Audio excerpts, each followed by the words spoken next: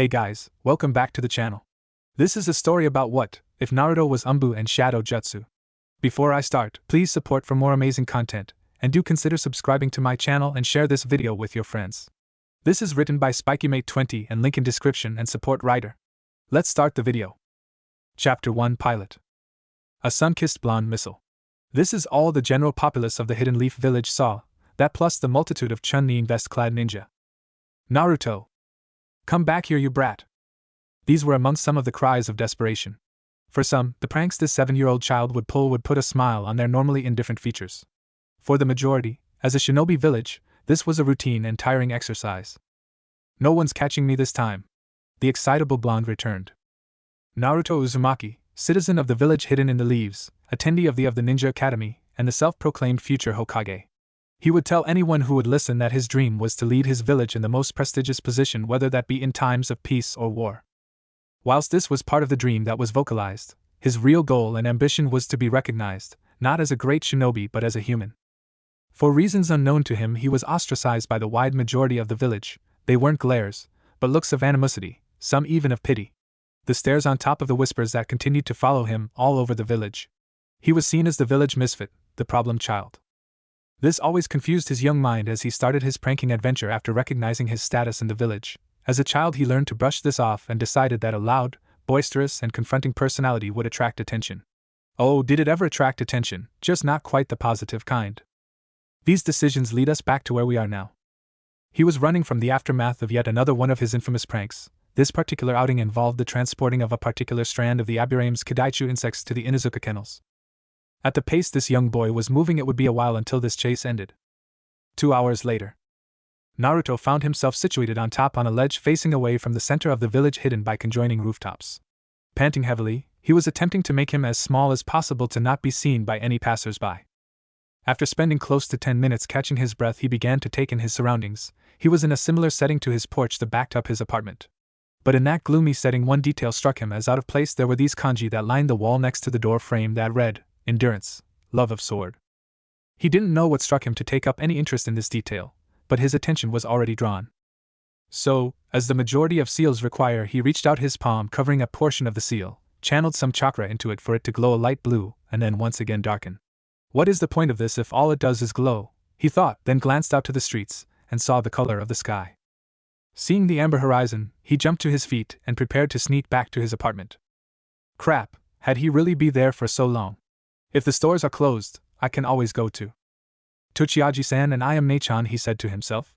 His adoptive family owned and operated a small ramen stand situated in central regions of the village. Yes, it was a small walk, but for what Naruto thought of as the food of the gods, this was brushed aside. It took Naruto a further 30 long minutes of sticking to shadows and ducking between crowds to avoid being to reach Ichiraku Ramen, his second home. Pushing the flaps aside, he craned his head in to see his favorite ramen chef casually stirring away at what one would assume to be a large pot of ramen broth. On the other hand, his sister figured was promptly passed out with her head on the counter and a puddle of drool pooling below her mouth.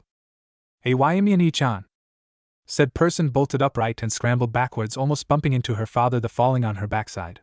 After a few seconds of blinking and returning to her senses, she broke out of her stupor and noted that their number one customer was struggling to remain on his looking due to him keeling over in laughter. Quicker than he could blink, Ayam had gotten up, bolted over and bopped him on the top of his head. "Hello to you, to Naruto-kun," she said in an all-too-sweet manner whilst being surrounded by dark clouds and glowing purple aura. Needless to say, he shivered and shrunk into himself. "We've seen and heard about your exploits today, so why don't you tell us in detail, give us the inside scoop, any?" After spending the next hour with the hospitable ramen chefs, he paid for his servings and made his way home. His head was disposed, he just couldn't get it out of his head. What was it? Why was it there? How does it work? These and a plethora of other questions had him completely absorbed. Without taking any notice, he had strolled right up to his front door. With all of the questions in his head, his decision was to sleep on it. Once again, his thoughts were plagued by that damn seal. After seeing the clock strike 1 in the morning, he forced all thoughts out of his head and drifted off to sleep. The next morning, Saturday 6 o'clock. As the sun began to rear its head above the horizon, light flooded Naruto's apartment. How he despised those blinds and always being open at the worst times. 5 hours of sleep, that was all he got, and he was definitely feeling the effects of his affliction. Grudgingly, he pulled himself out of his bed. Throwing his legs over the side his bed, he caught a glimpse of himself in the mirror on the opposing side of the room. Him in his grey long-sleeved pajamas and black and white walrus sleeping hat looked back at him. Immediately a thought struck him: is this how ninjas wake up? Is this how the elites present themselves? This was not how he, let alone any dedicated and self-respecting ninja, should wake up. Getting to his living room, he recalled his lack of food. Due to the chase the day before, he had not been able to go and purchase more instant ramen packets without risking the possibility of being hauled off to Hokage Jiji. Hiruzen Sarutobi, the third Hokage, the professor and his most menacing moniker, the god of shinobi, which was inherited from his senseis, Tobirama Senju, the second Hokage's elder brother Hashirama Senju, the first Hokage, face of the end of the Warring States period and most famous for his legendary Kekkei Genkai. The wood-style Naruto's grandfather figure, the man who ran the very village he lived in, all the pressures of maintaining an economy, successful shinobi corps and healthy relationships between other lands and villages. He was showing signs of frailty in what was well past his twilight period. Admittedly, he had chosen a successor, and that successor had taken office. Unfortunately, after only a year and a half of service, he bore witness to the worst tragedy the Hidden Leaf village has seen. Flashback, October 10th, night of the nine-tailed fox attack. Minato Namikaze, still a fairly wet behind-the-ears Hokage, was atop his own head on the Hokage monument, staring down the fox. His white short-sleeved coat flowed around his calves, adorned with red flames along the bottom. His spiky blonde hair with two bangs on each side of his forehead shaped his face. His piercing blue eyes reviewed his current situation. The fox was terrorizing the southern side of the village, until its eyes met those of the current Hokage. Everybody stood still. The wind at that point in time was deafening, all else stood completely still. The fox began turning, blue and maroon pools of chakra began amassing around its mouth. The ball of compressed, pure chakra shot towards Minato. Present time.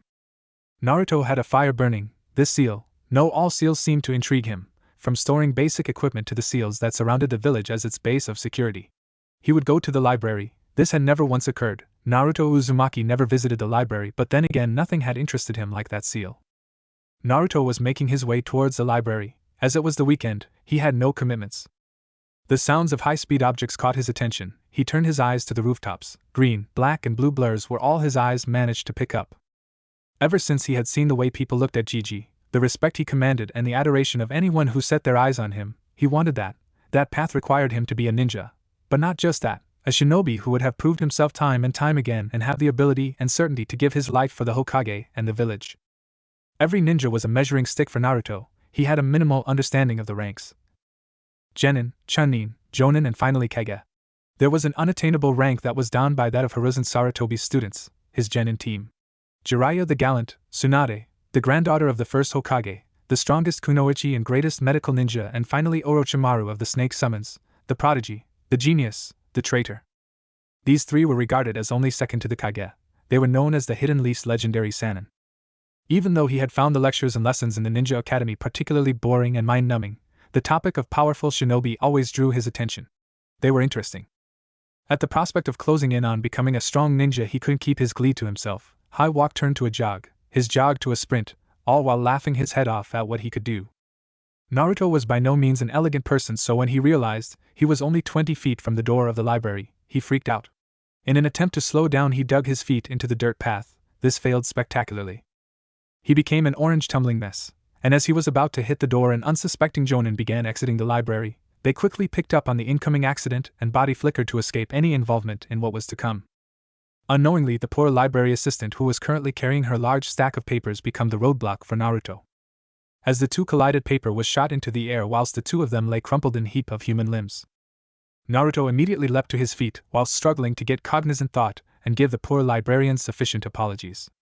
"It is quite all right, just if you could, a hand in collecting all those papers would be greatly appreciated," the librarian managed to get out through Naruto's apologies. Of course. Spending the next 5 minutes collecting and arranging the papers, the female assistant decided to voice her thoughts. "May I ask what had you so interested that you would barrel into the library like that?" Yes, sorry, I was looking for some stuff on seals." "Is that so, is it? I didn't take you for someone to be interested in that form of skills." Being as childish as you could expect from a 7-year-old, Naruto pouted at the lack of respect given by the girl. "Yeah. And what would you know? Huh?" The serious manner the assistant had adopted instantly retreated as she burst into a fit of giggles. "No need to be so defensive. I wasn't being serious." This clearly did little to placate the orange-clad boy as the pout became even more pronounced. Sure, but I'm just interested in them, okay? Of course, basic sealing and further advancement are 4 aisles down on your right between the chakra control exercises and shinobi history. Thanks. He let the statement draw out, suddenly realizing that he never asked for her name. Shiho was her curt reply with a small bow. Thanks a lot, Shiho-chan. After exchanging simple pleasantries, Naruto made his way to the seals section of the library. This is where he stumbled on just the right type of book. Know Your Seals, the Gama-senin, Jiraiya. This book would help him identify exactly what type of seal he saw. Whilst he was reading through this book, he was astounded by the variability and power seals had, from summoning contracts to chakra and jutsu storage scrolls. He could do almost anything. Knowing that he had come across what he wanted, he went to find Shiho and checked the book out. Naruto had found Shiho currently filing away the papers he had seen in the stack before. Hey, Shiho-chan, how do I check this book out? Naruto-san, follow me to the front desk if you want to get that book to check it out. Sure, let's go. Naruto-san, as a civilian you are able to check 2 books or scrolls at a time. Oh. Just wanted to let you know, you said you were interested in seals. Chakra control is a great partner to that area. Really? Why is that? The disappointment in the sigh from Shiho was palpable. Naruto, you need chakra in all types of seals. With poor control, you may not put in enough chakra and it won't function, or you may put in too much chakra and it could backfire. When that happens, seals tend to become explosive. As the conversation continued, Shiho managed to convince Naruto into taking chakra control. The basics, needless to say, our favorite blonde was ecstatic. In his mind, he was one step closer to acknowledgement.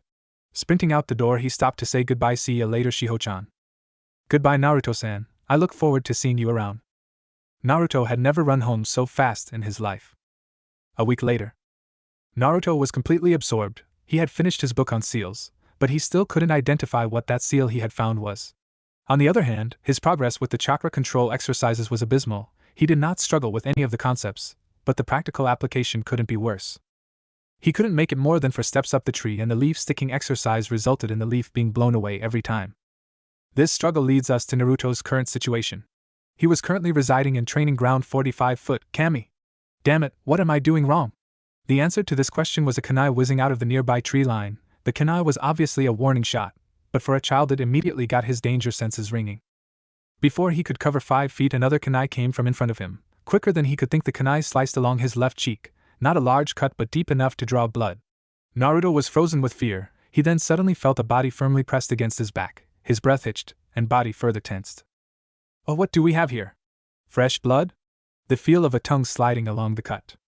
What sweet-tasting blood you have there. Mind if I have another taste? This freaky question immediately broke Naruto out of his stupor, as he tried to jump away only for his ankle to get caught. He was suddenly being hung by his foot, and oh, was he receiving an eyeful. The figure in front of him was dressed in black shinobi sandals, gray shin guards, fishnets that went from the mid-thigh up into her burnt orange skirt. These fishnets continued onto the torso and were the only layer of clothing on her upper body, not including the tan trench coat that reached her knees. One of her more eye-capturing features were her darker purple hair and pupilless brown eyes. Seeing the clothing that clearly emphasized her desirable figure, Naruto's face began to burn so red that he could almost turn the roots of his hair red. See something you like? Agaki. This was all too much for the orange-clad child, as he did something he had never done before. Naruto Uzumaki fainted. Half an hour later. After regaining consciousness, Naruto's eyes fluttered open, revealing that he had not moved from the clearing he was in previously in. In an attempt to move, he shrugged his shoulders to find himself bound to the tree by multiple ropes. As he was not yet fully awake, had let out a very intelligent response to his situation. Go, what is going on? Welcome to the land of the living, Gaki.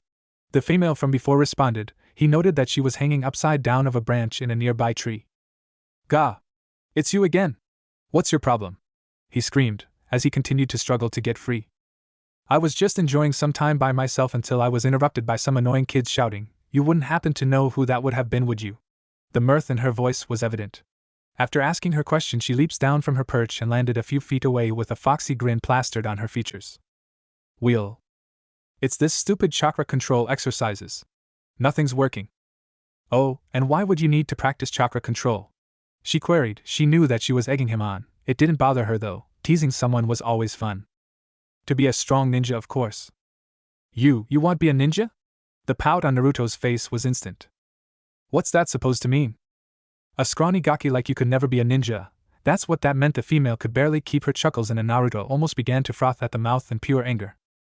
And who are you to say that? Huh. This was the wrong question to ask, as the girl immediately struck an extremely provocative pose, accentuating her breasts and hips, and returned with the hidden leafs number 1 kunoichi. the sexy and single Anko Mitarashi. Sure, the pout on Naruto's face vanished instantly, and was replaced by a blank stare. Oh, and you're one to comment on who's a good shinobi when you're what? Barely in the academy, you've got be what 6? 7 actually, and what make you such a good ninja? Deciding to humor the young boy, she continued, I am currently a Chunin and one of the top interrogators in the TNI department, and I'm known for resorting to more physical methods, she stated whilst now dangling a kunai near his face once again.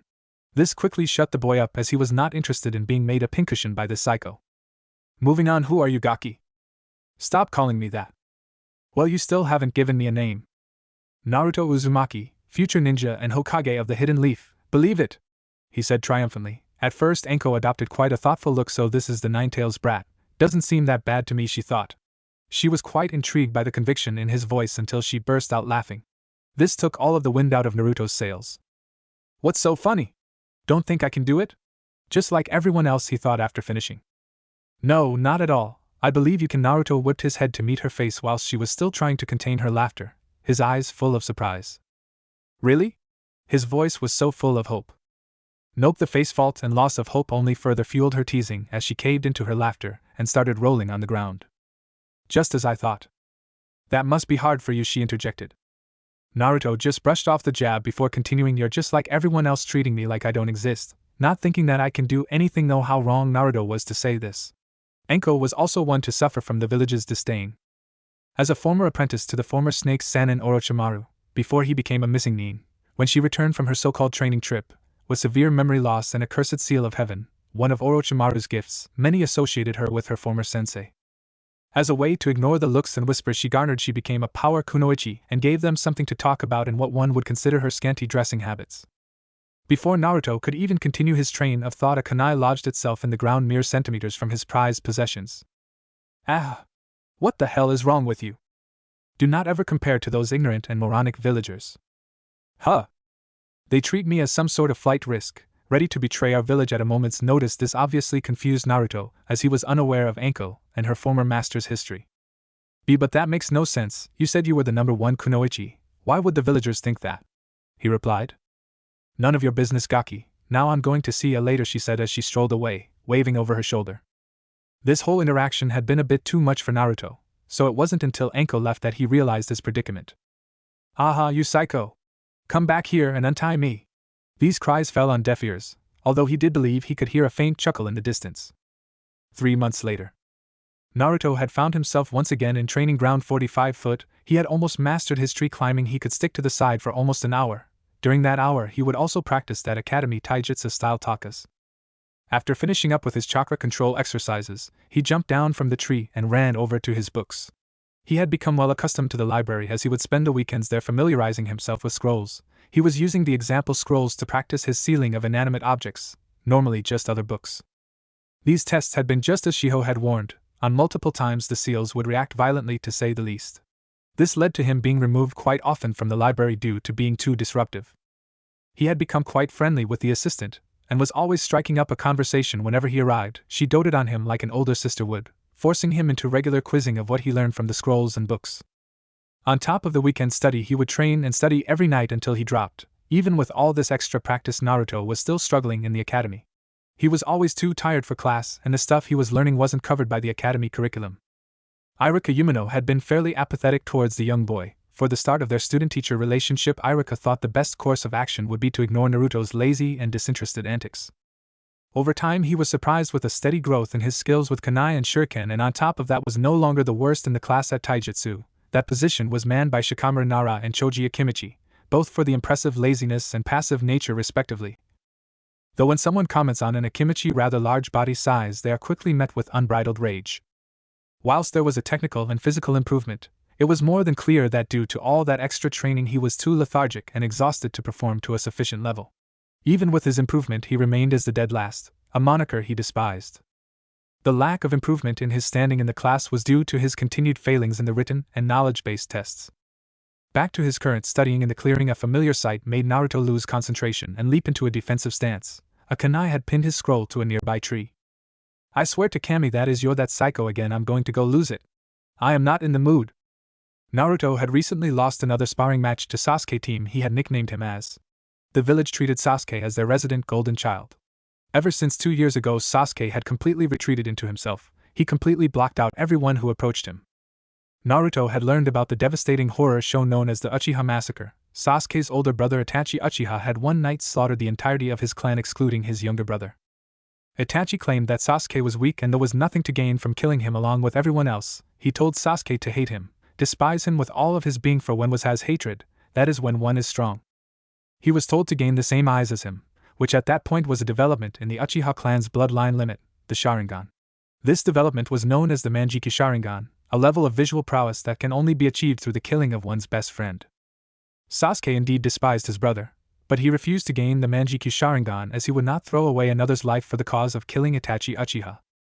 When our favorite blonde heard of this tragedy, he made an attempt to show support for the young boy, which, in his regular manner, he shrugged it off and told him that he wouldn't need anyone's pity or support, let alone the dead last. Oh, how he hated that nickname.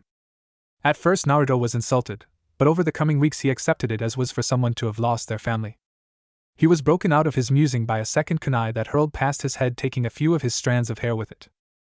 Did someone not enjoy our last get-together? Of course, I didn't enjoy it. I was tied to a tree for 3 hours, he replied. Anko responded, holding her hands to her exposed chest in mock hurt before continuing, and I like it when they're tied up and helpless. To any mature male this would have been a threatening image. Anko, recognizing his innocent's body, flickered to behind the young boy before giving him a much more detailed explanation of her humor. Needless to say, Naruto had never been more embarrassed in his life. Oh look, the Chibigaki is getting all flustered, she teased. What do you want? Naruto queried. Eat lots of dango, have lots of sex, kill a certain bastard, no particular order. I feel like I'm repeating these questions whenever I talk to you. So, for the final time, what is wrong with you? And what do you want? Anko was quite taken aback by the lack of humor in Naruto's tone. Geez, Gaki, no need to be like that, she rebutted before thoughtfully stroking her chin. As for what's wrong with me, nothing, I'm just a bit what's the word? Eager, that's it. When things interest me, I look into it. On to what I want. Well, you interest me, so I'm looking into it. What's so interesting about me? You're a kid who is training in SEALs, which by the way is one of the most technical areas a ninja can invest in. You're doing this while still coming across as lacking basic knowledge. Are you just looking to call me stupid? Her quick reaction shocked him. No, I do not think you are stupid, just interesting. Well, if you're gonna stalk me, the least you can do is help me train, he stated whilst triumphantly crossing his arms across his chest. Why would I train you? What's in it for me? You get known for training a future Hokage, of course. There was nothing but pure conviction in what our favorite blonde was saying. Nah, not enough for me, I would prefer something more practical in return. What do you want? Please? Other times he had asked Anko about what she wanted with distaste, but the eagerness and hope in his voice. Will eating the best food in the world would be considered payment enough, she spoke sagely whilst stroking her chin. You eat Ichiraka ramen too? Naruto was ecstatic. Not only would he get some real training, but he would have an excuse to eat even more ramen. This couldn't be going better for him. What's Ichiraka ramen? What do you mean, what's Ichiraka ramen? You said you want the best food in the world. Yeah, and I meant it, so if you want me to train you, you're paying for some dango. Got it? Fine. But just so you know, ramen is the best food in the world. A mock look of horror displayed across the snake mistress's features before she replied in a playful tone, sacrilege. How dare you say that? Without question, this argument went on for at least another hour, where at that point they had found themselves outside Anko's favorite dango shop. With Hiruzen Sarutobi, third Hokage, and his crystal ball. Hiruzen was happy, as he sat at his desk with a content smile watching the two widely considered outcasts having a playful argument. For a long time he had known that Anko had completely shut herself off from anyone who wasn't Kurenai Yohi, the genjutsu mistress of the Hidden Leaf, Yugao Yuzuki, Anbu and wearer of the cat mask, Hana Inuzuka, heiress to the Inuzuka clan and its foremost skilled in veterinary services, Ibiki Marino, head of the Tianai department in the Hidden Leaf, the Hokage himself, and the old man at the dango stall. The social situation surrounding Naruto was even more bleak. He had no one outside of his grandfather figure. This was due to the children his age being informed by their parents to avoid Naruto, as he was a troublemaker and just a nuisance. Even though he was happy for the pair, he couldn't suppress the shudder that came when imagining Naruto pranks coupled with the snake mistress's sadistic streak. It would be a horror show if that was ever to happen. With Naruto and Anko. Welcome to the gate of heaven, she rolled out in a dramatic tone whilst exaggerating, opening the double doors open. Well, I'm glad you think so highly of my humble shop. Both Anko and Naruto turned to see a man who looked to be in his 50s behind the counter. Old man. Good to see you. I'm simply introducing this Gaki to the wonders of dango. Another hour passed. This brings us to our current state. Anko looking very content patting her stomach with a pile of greased plates, and Dango sticks next to her, and a depressed Naruto holding his empty frog-shaped wallet. I was supposed to introduce to the joy that Dango brings. Why didn't you have any? Anko was a little disappointed that he hadn't tried any Dango, but that feeling was forgotten as she got her fill. You emptied me out. He punctuated that statement by giving a deadpan stare and shaking his open wallet upside down. Why didn't you say anything? I would have stopped if you said something. Nah, it's all good, you were enjoying yourself. I've gotta go, I'll see you later. Before Anko could get a word in, Naruto had already bolted off. Anko was feeling quite guilty after all. She had just dried up a 7-year-old savings and didn't apologize. She decided that she would make it up to him. Hang on, he asked for training, I guess I can give it a go. She was broken out of her musings by a Dango shop owner with a lecherous grin. My Anko-chan, whilst it's good to see you happy, he's a bit young for you, any? With a light tinge of pink adorning her cheeks in embarrassment, she replied, pays for my Dango, he's nice, does lots of pranks. Age is just a number, and they do say love is blind, she replies emotionlessly, leaving a stunned Dango seller to stutter out responses. Anko's face twisted into a foxy grin as she prepared to leave as well. Just kidding. Ha ha ha, the look on your face. Anko barely managed to get the words out between her fits of laughter. Outside Naruto's apartment 20 minutes later. I don't even get dinner, hang on. I didn't even confirm whether she was gonna train me. Naruto just lets out another tired groan. Just as he caught sight of his front door, he was surprised to see a kunai lodged in it. The discrimination had never become physical, it always remained at a social and verbal level, so this kunai immediately put Naruto on edge. As he stepped closer and closer towards the kunai, he noticed that there was a piece of paper wrapped around the ring in the handle. Naruto Ginger plucked the kunai from his door and began to unravel the piece of paper. The note read, Training ground 44 4:30 tomorrow afternoon. Anko. P.S. If you're late I will find you and I will feed you to my snakes.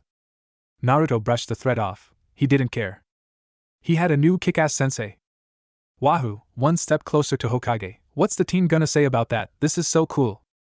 Naruto was ignorant to the figure sitting on a nearby rooftop, with a smirk adorning her features. Chapter 2. We're going to do this my way. 1 year, one extraordinarily long and not to mention painful year. Anko had really put young Naruto through the ringer because I'm no gonna let you bring me down because you're weak, don't want to make look bad now do we? After that Naruto had thrown himself head first into his training, his focus on chakra control exercises while not the most interesting part was still great. Anko had told him that due to his ridiculously large reserves he would need this to not overload basic jutsu. The prime example for that was his clear inability to produce clones. Anko had picked up on this fact close to 3 months into the training. So, her first point of call after discovering this, she took her newly promoted position of Tokubetsu Jonin, Special Jonin, and approached the old man. Flashback 9 months ago. Naruto and Anko had been keeping their training tightly under wraps. After all, it wouldn't look good for one of the Ice Queens, a group made up by Anko and her friends, Kurenai Yuhi, Hana Inuzuka and Yugao Yuzuki, although she had been warming up to an up-and-coming sword master by the name of Hate Gecko. This decision led poor Yugao enduring some teasing for so-called melting. No, I would not look good for the snake mistress to show a soft side. In fact, to Anko's knowledge, the only person who knew was Kurenai. She knew her friend was training someone, but Anko had refused to say who, and that was because they shared an apartment, and suddenly, she would start getting home 3 hours later. With these things and more going through Anko's head, she approached the Hokage building. She was nervous as she would have to inform Sarutobi of her training of the young boy and was afraid of the reprimanding she would receive for neglecting her duties as an on-call kunoichi. In all honesty, she rather enjoyed her training of the young boy.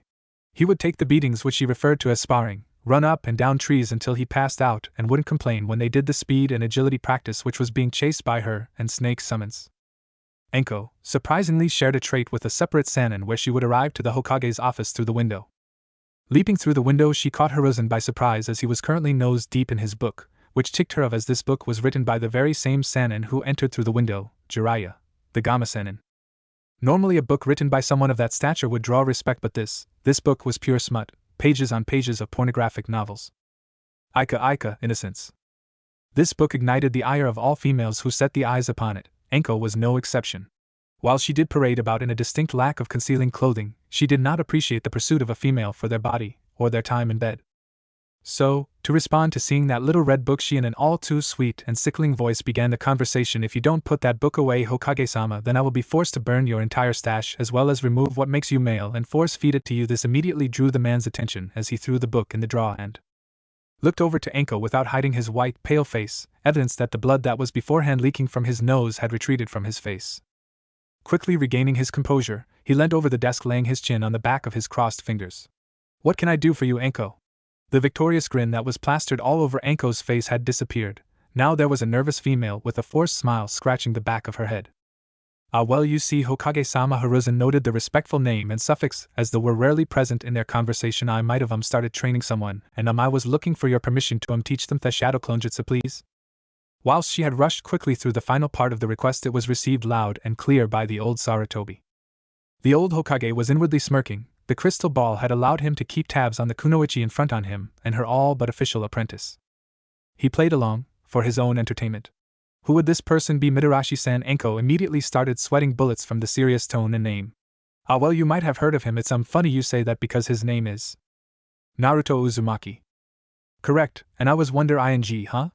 Initially she didn't even compute the fact that he knew of the training, but as she continued speaking her eyes widened and she promptly closed her mouth with a distinct snap. "I am well aware of the training you and Naruto have been performing. In fact, I was waiting for you to approach and tell me you were training him. Although some of the training you have been taking part in has been quite physical." Anko had never been more terrified in her life. The cold tone her leader spoke with sent shivers down her spine. After a few moments of giving the lady a pressuring and calculative gaze, the old Sarutobi relented and let out a long sigh. "Despite this, I will allow you to train Naruto, but know this. If you hurt my grandson, physically or mentally beyond reasonable amounts, I will know, and you will be handing in Yuhitite and ninja registration. Do I make myself clear?" The threat, whilst not in the threatening leader's tone as before, but was as a protective family member, the message reached the snake mistress just as well. In response to the statement, all Hiruzen received was a fervent nod. "Now you said something about shadow clones?" After a few more minutes of interaction, Anko was permitted to teach Naruto the shadow clone jutsu. He was beyond thrilled. Well, at first he was confused. To him this was just another clone jutsu, but after some explanations of the transfer of memories and their abilities in training and real-life situations, no one would have been able to recognize him. He spent the next day practicing the technique until he dropped. And flashback. Ever since he learned the shadow clone jutsu and was told the Hokage knew of his training, he felt like a massive pressure had been taken off of his shoulders.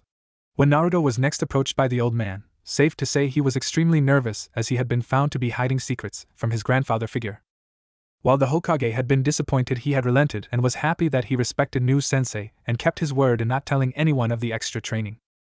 Unfortunately, Anko had a very similar outlook on the academy and his work.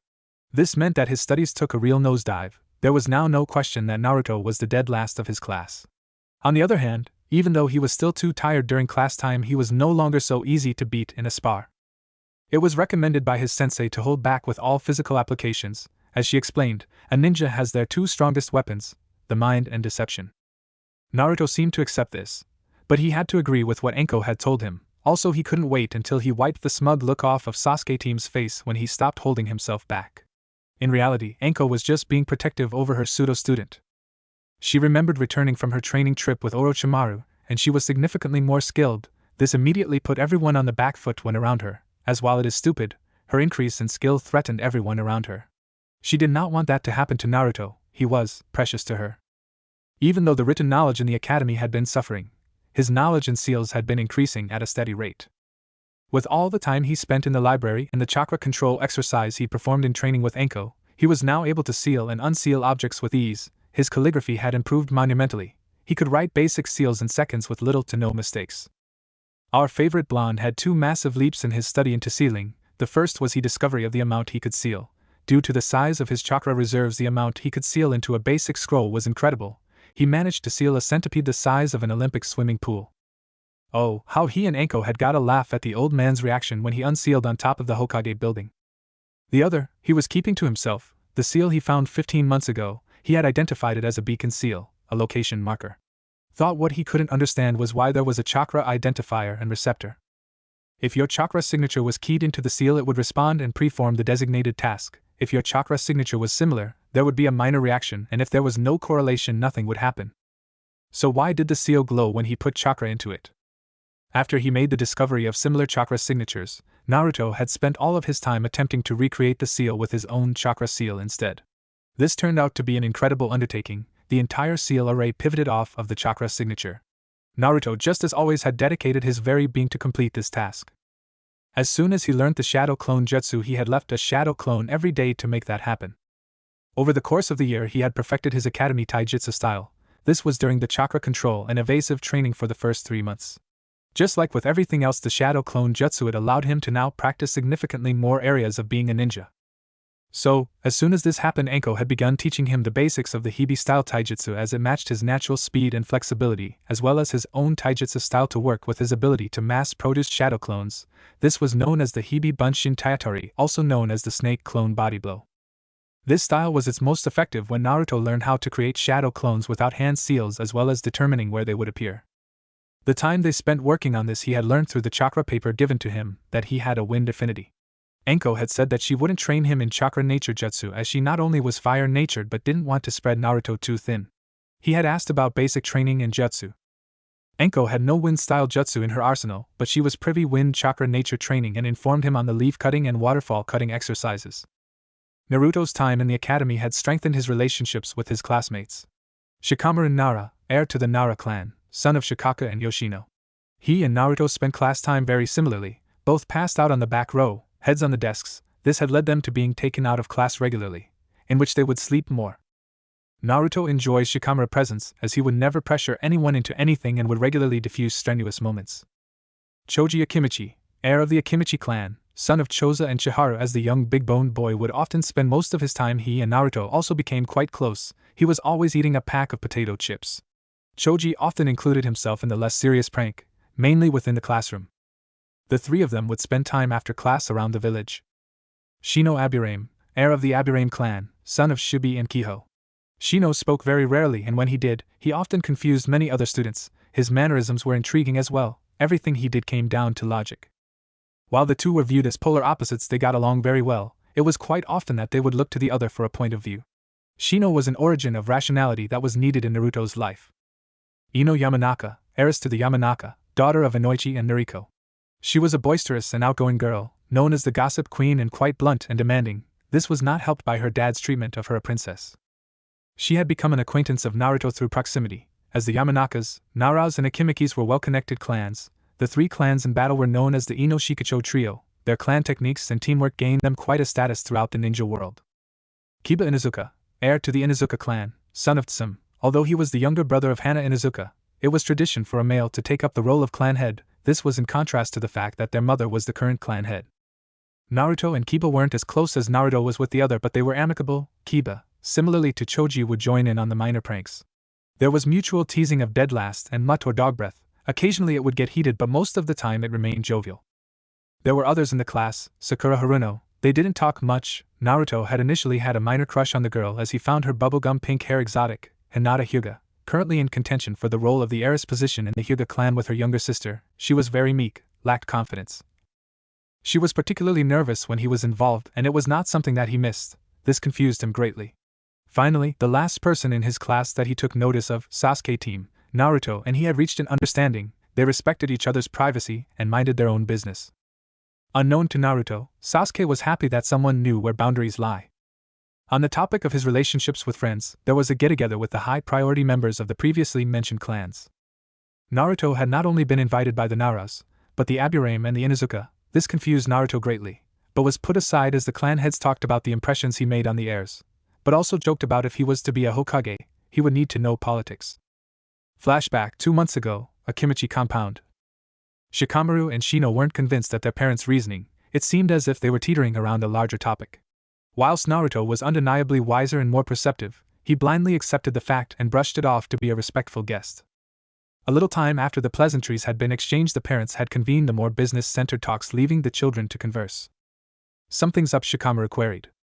"I concur with your assessment. What reason would they have to bring an orphan who is not involved in any clan business to an outing such as this?" the stoic Aburame replied.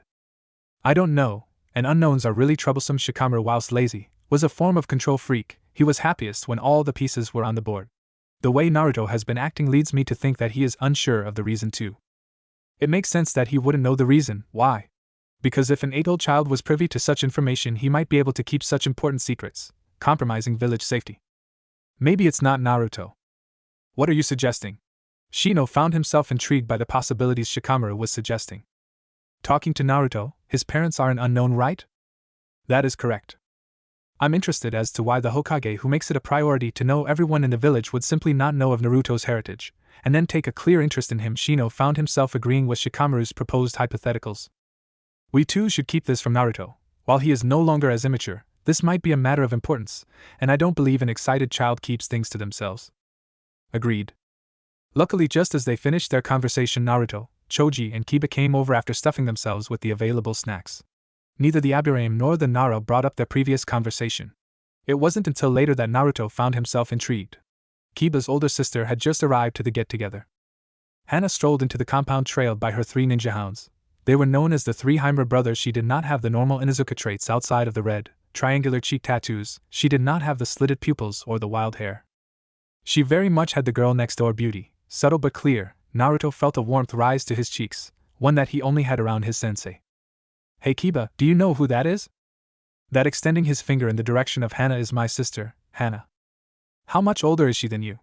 Kiba was suddenly put on the defensive by the sudden talking of his sister. Why, what's it you? Shrugging it off, he turned to Kiba. Oh, nothing, just curious. I was at this point that Hana had noticed their conversation and that they were both focused on her. Immediately she decided to intervene. Hello, what are you two talking about? While Kiba didn't fully understand the situation, Naruto was struggling to meet Hana's eyes. Said girl raised an eyebrow at this, but Kiba, being his ignorant self, passed it off as shyness. Naruto here, was wondering who you were, Kiba retorted. Oh, and why is that? She was intrigued by her brother's friend and she found teasing children rather amusing. Well, you see, I could tell you were from the same clan, and well, I was wondering why you were here. Kiba mentioned he had a sister but said she looked like the back of the kennels. And you definitely aren't ugly, so Naruto let the statement trail off. Why did I say so much? Hana too was confused at what he was doing at the gathering, as she had never seen him at them before, though as she began to listen to more of what he had to say, her confusion turned to righteous anger at what her brother had said about her to her friends. What the hell, man? Both Naruto and Kiba felt the temperature surrounding them drop significantly, both turning a shivering head. Both set their gaze upon Hana, who was adorning a sickly sweet smile, and responded in a similar tone. You're such a charmer. Now, what was that you said about me, Kiba? There were 2 reactions to this. One was that of pure fear and regret, the other was that of a deeper blush and a glowing smile. The next few minutes were filled with the girlish screams of one Inuzuka heir. Naruto found himself avoiding Hana for the rest of the talks. Once again, this did not go unnoticed by her or one Yamanaka heir. This would definitely come back to bite our favorite blonde. End flashback. Naruto had been thinking about the past year. He couldn't be happier. While he found the training stressful and sometimes unnecessary, he knew he was improving, and that was all he needed. It didn't hurt that he really enjoyed spending time with his sensei. He and Anko had spent a lot of time together. After every training they would alternate between the Dango shop and Ichiraku's. Pretty quickly they had to explain to both the owners of Ichiraku's and the Dango shop, as neither wanted it to come across as Anko robbing the cradle. Naruto had always been lightning quick to deny anything that alluded to it being a date. Naruto was unsure of the intricacies of their relationship. All he knew was that Anko was precious to him.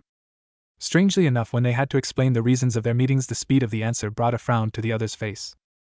He was currently on his way to meet Anko after another sleepy day at the academy. Anko had said there was a surprise that she had organized. Meanwhile, Anko was struggling to stay in the same spot for more than a second. The reason: she had organized with the Hokage for her friend Yugao Yuzuki, fellow Ice Queen, to teach her pseudo-apprentice her specialty, Kenjutsu. Yugao was currently, alongside her boyfriend, the foremost sword user in the Hidden Leaf. Hiruzen Sarutobi was originally against the idea of increasing Naruto's training, as he tried to advocate for him to have a suitable childhood.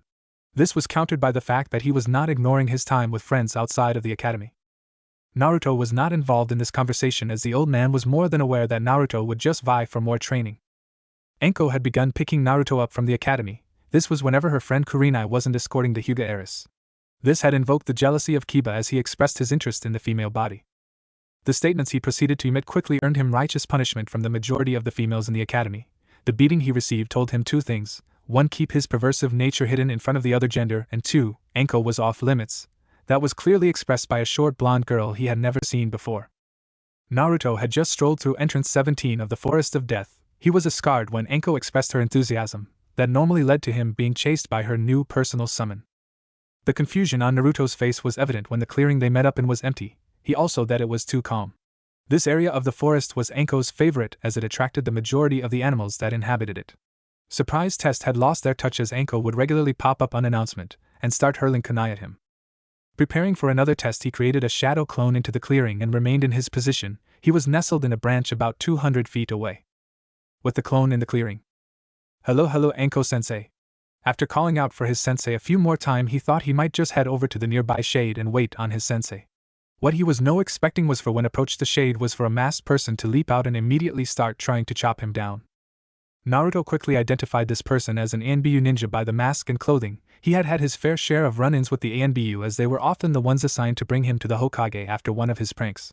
This particular anbu he had seen before, Nico. He quickly identified her by her intensely purple hair.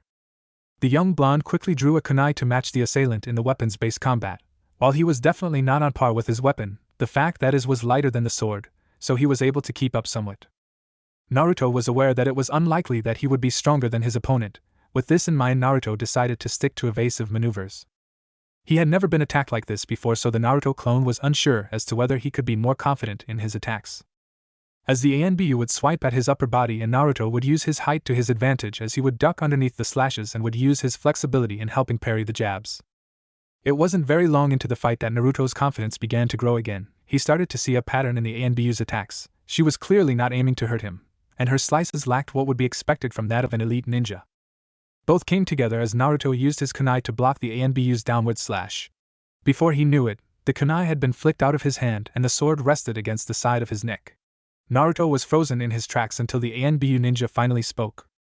That's enough of the. Before she could finish, she felt the cold steel of a kunai pressed up against her throat. Naruto was speechless when the ninja leant forward into the kunai to only burst into a cloud of smoke. The young blonde turned to the nearby tree line where he had heard rustling to see two figures waltz out from the shrubbery. The one on the left lazily leant her side to the side and began talking. I told you he was good. These two figures were that of 16 and 18-year-old females. You were indeed correct. The idea of sending a clone to sneak up on me. That's where you're wrong, the clone Naruto interjected. Oh, do tell. I didn't send a clone to sneak up on you. The clone Naruto started. You were fighting a clone the entire time. The real Naruto finished. The facepalm of the anbu member outlined her clear disappointment in herself as she figured it out. That's why you focused on evasive maneuvers, tricked by a child, she mumbled. The child comment did not go unheard as Naruto resisted the urge to yell at the masked lady. Anko, on the other hand, was visibly proud of the way he handled himself, and that this was something she could hold over her friend. She had to fight down the feeling to make sure she got the announcement out, but before she could, Naruto spoke up. Is this the surprise? I feel like you're not going to be content until you accidentally kill me. To this, Anko puffed her cheeks out. If you weren't enjoying it, you should have told me. She feigned a hurt expression and decided to toy with him. We could always stop our training. She immediately tell she got the reaction she wanted out of the young blonde as his eyes shot wide open and put his hands out in a placating manner. No, please don't take this away from me, please. I really enjoy training with you. Naruto immediately backtracked and gave her the best puppy eyes one could. While this would be effective for the majority of the female population, it was not what made Anko relent on her joke. He likes spending time with me. Score. While this thought occurred, it never passed as to why it was such a nice feeling. That's good. I love training you too. Her sadistic tendencies often leaked through her rowdy nature. This creeped the other two out no end, and the smile on her features was one that promised pain. Before Anko could follow through on her threat, the Nico masked person stepped forward. This was an official test of your skill gained over your time with Anko here. Should you present an acceptable level of ability, I would train in my specialty, Kenjutsu. Naruto was visibly nervous. He had always wanted to look into weapons. He had seen Sai used by a few of the Chunin and Jonin, the Hokage's personal summon. Monkey King Enno's ability was to change into a large, flexible bow staff. He had heard of those that even used scythes. In all honesty, Naruto had completely looked over the use of a sword. Now all he could think of cool, he would be carrying around a sword hacking down enemies. Yes, it's probably not the right way to look at getting a new weapon, but he was 8. What do you want from him? Whilst you did not defeat me whilst fighting at a Chunin level, you should proficient decision-making in making my attacks with a weapon of your own. That plus your ability in taijutsu with your hibi style. The unidentified anbu paused for dramatic effect, and if the look of disappointment and pensiveness spread across the young boy's face, it was working. I will take you on and teach you Kenjutsu. Naruto's face lit up. Apart from this, he had learned to keep his reactions fairly internal. This was the case after the many cuts and bruises he would receive from Anko. The reaction was clear to the two women. Both glowed. Anko for seeing how happy Naruto was that he'd be entering a new facet of being a ninja. When he smiled, she smiled. The other was happy there were people still interested in taking up the art of swordsmanship. Yugao was regularly assigned to watch Naruto and had come to really like the boy. This was one way, as it was not permitted for her to make contact with him. This will be 3 times a week, 2 lessons a week. We will go through the katas. The other lesson will be dedicated to sparring and revision of the technique. Nico-sensei, this confused her, as she had never tutored anyone before but quickly accepted it. What is it, Naruto? I don't have sword. That's fine, we will spend the first 2 months with the Bakken, as learning to fight with a sword can lead to you getting cut up. Oh, okay, cool. When do we begin training? The next moment Naruto had found himself catching a Bakken hurtling at him courtesy of his new sensei. Now, she called as she lunged at him. 6 months later. 6 months had passed, Naruto had turned 9, and was making the biggest leaps forward he had ever done. Naruto had made excellent advancements in everything he was learning. His kenjutsu had a slow first 2 months, but his sensei had explained that was common, as the Bakken lends itself to very few people, and most ending finding a sword type that fit them more precisely. In Naruto's case, he found his proficiency with a black metal chikuto, and equally as dark hilt. There was no guard, but in multiple occasions he found the guard on the Bakken to impede his attacks. The blade itself was made out of a metal that was chakra conductive. Anko recommended this, as a friend of hers was also wind-natured and used that affinity to extend his range of attacks. His work in sealing had made yet another leap. He properly identified the purpose of the seal he found. The seal array, it had utilized space-time ninjutsu to create pocket dimensions to cover a distance instantly. It contained many similarities with summoning jutsu. Naruto had never heard of a seal this intricate or powerful. He had also made 2 successful attempts to integrate his chakra signature into the seal. It was definitely a more crude attempt at the seal, as it only allowed him to travel from one side of his apartment to the other. His first attempt left him with minor motion sickness, but he was determined to use the seals enough to adjust to the rapid change in location, and after a few weeks of repetitive movement, he began to adjust. His advancement and mastery of his style in taijutsu, whilst they may be seen as the least important, was heavily praised by both of his sensei and the Hokage. Through the use of shadow clones, he was now able to cut through the leaf instantly and had learned how to cut the waterfall, an exercise that left both teacher and student as a blushing, stuttering mess, as it reduced both of them to lacy underwear and boxer respectfully. After this first mishap, both decided on swimwear to remove the chance of another awkward situation. Naruto, after initially ignoring the 3 academy jutsu, the replacement jutsu, the transformation jutsu, and finally the clone jutsu, he talked to the old man, and he had agreed that the shadow clone jutsu would be allowed in the genin exams. To get the other 2 completed, had commissioned 20 clones a day. At first it was to perform the jutsu successfully, which in fact took him an afternoon for each. The next step was to perform them both without seals. The replacement jutsu took him another fortnight to complete. The transformation had been more of a handful. Fairly quickly he noticed that his transformations were physical. He would properly turn into whatever he decided. His chakra pathways remained the same. He had mastered 2 wind-style jutsu, wind style, great breakthrough, and wind style, air bullets. He had done this with 2 supplementary as well. Those 2 were fire style, great fireball jutsu, and earth style, mudball. Anko had taught him the fire style jutsu, as that was her affinity, where the Hokage showed him the signs and gave tips for the earth style jutsu. Hiruzen knew that Kakashi Hatake would take on Naruto for personal reasons and thought it would be amusing to see a fresh graduate use one of his most proficient techniques. Naruto's interactions throughout his class had taken a serious hit. This was after Ino had blabbed to everyone she could about the interactions between the young blonde and Kiba's older sister. That would not normally be a problem, but it was when the Yamanaka heiress provided her 2 cents on the matter that was when the trouble began. Kiba played the protective brother, and every time the conversation neared his sister or at the clan get-togethers where they would be in the vicinity of each other, he would usher Naruto in the opposite direction. This was to the ignorance of both parties. When Shikamaru had finally confronted Naruto about his thoughts about Hana, Naruto had told him that he found her attractive, and that she came across quite nicely in other meetings. It was around this time that Anko distanced herself from Naruto for a month's time. The younger of the pair thought that she probably had some issues and didn't want to push her into saying anything. Luckily the period had ended, although Anko didn't continue their normal banter for as long they used to. Excluding this, Naruto couldn't be happier with where he was now. He was getting stronger, he had friends and 2 incredible teachers. Life was good. Chapter 3, Great Breakthrough. 2 years later. Naruto had spent the last 2 years doing nothing but training, studying, and sleeping in class. The last 2 years had been a roller coaster for the young blonde. He had left behind all his peers, although everyone outside of a select group knew this. This group included Anko, Yugao, Iruka, Hiruzen, and Jiraiya. Naruto stood at an average 4 feet and 8 inches tall. He had embraced the way a ninja should act. This began with his clothing, the classic black shinobi sandals, black pants cut off at the calves with yellow, orange, and red stripes running down the front of his left leg. The colors and stripes continued to his black, long-sleeved jacket. His hair had been able to grow out so similar to Shikamaru it was held in a short ponytail minus a few spikes that protruded along the sides of his head. Flashback 1 year ago. Naruto had finally finished what had plagued him for the best part of the last 4 years, that seal, that bastard seal. It had come as a complete fluke in the completion of the seal. he still remembered it now. Naruto had begun to get very touchy over the last 2 months. He became very easy to set off. Whenever he was approached, he would be his usual collected self, then any mention of that seal or anything about requiring patience he would snap. Not even the Hokage was aware of what Naruto was doing. Whilst he enjoyed knowing what was going on with everyone in the village, he respected privacy. The turn in behavior had a lot of people worried for the blonde. For the most part he maintained his cheerful exterior. Due to his trigger-finger temper, people became a bit standoffish with him. Naruto during this period forgot to attend the academy at all. He spent 2.5 months either locked up in his apartment, or in the forest of death training. Not only had he mastered the seal, he noticed the portion of the seal that he identified for quick application of the seal, so using the chakra memory involved with creating the seal helped improve his ability to imprint it just by channeling chakra.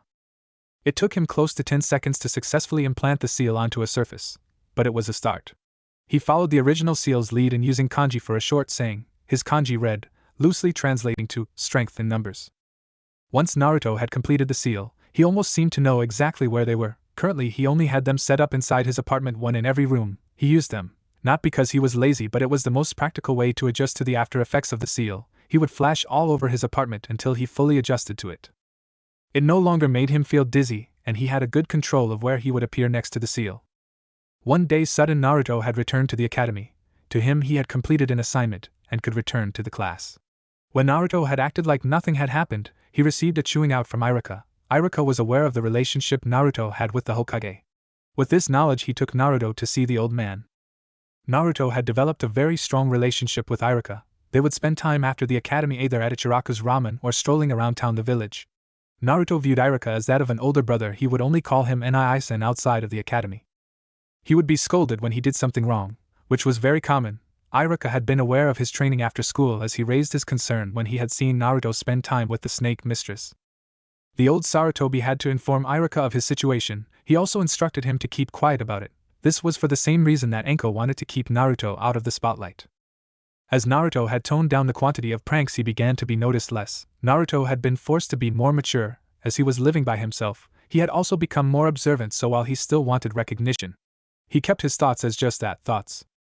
Naruto still wore his emotions on his. He did not jump around, but his face and eyes always betrayed him. To anyone who took notice, they would feel the same emotions that he was experiencing.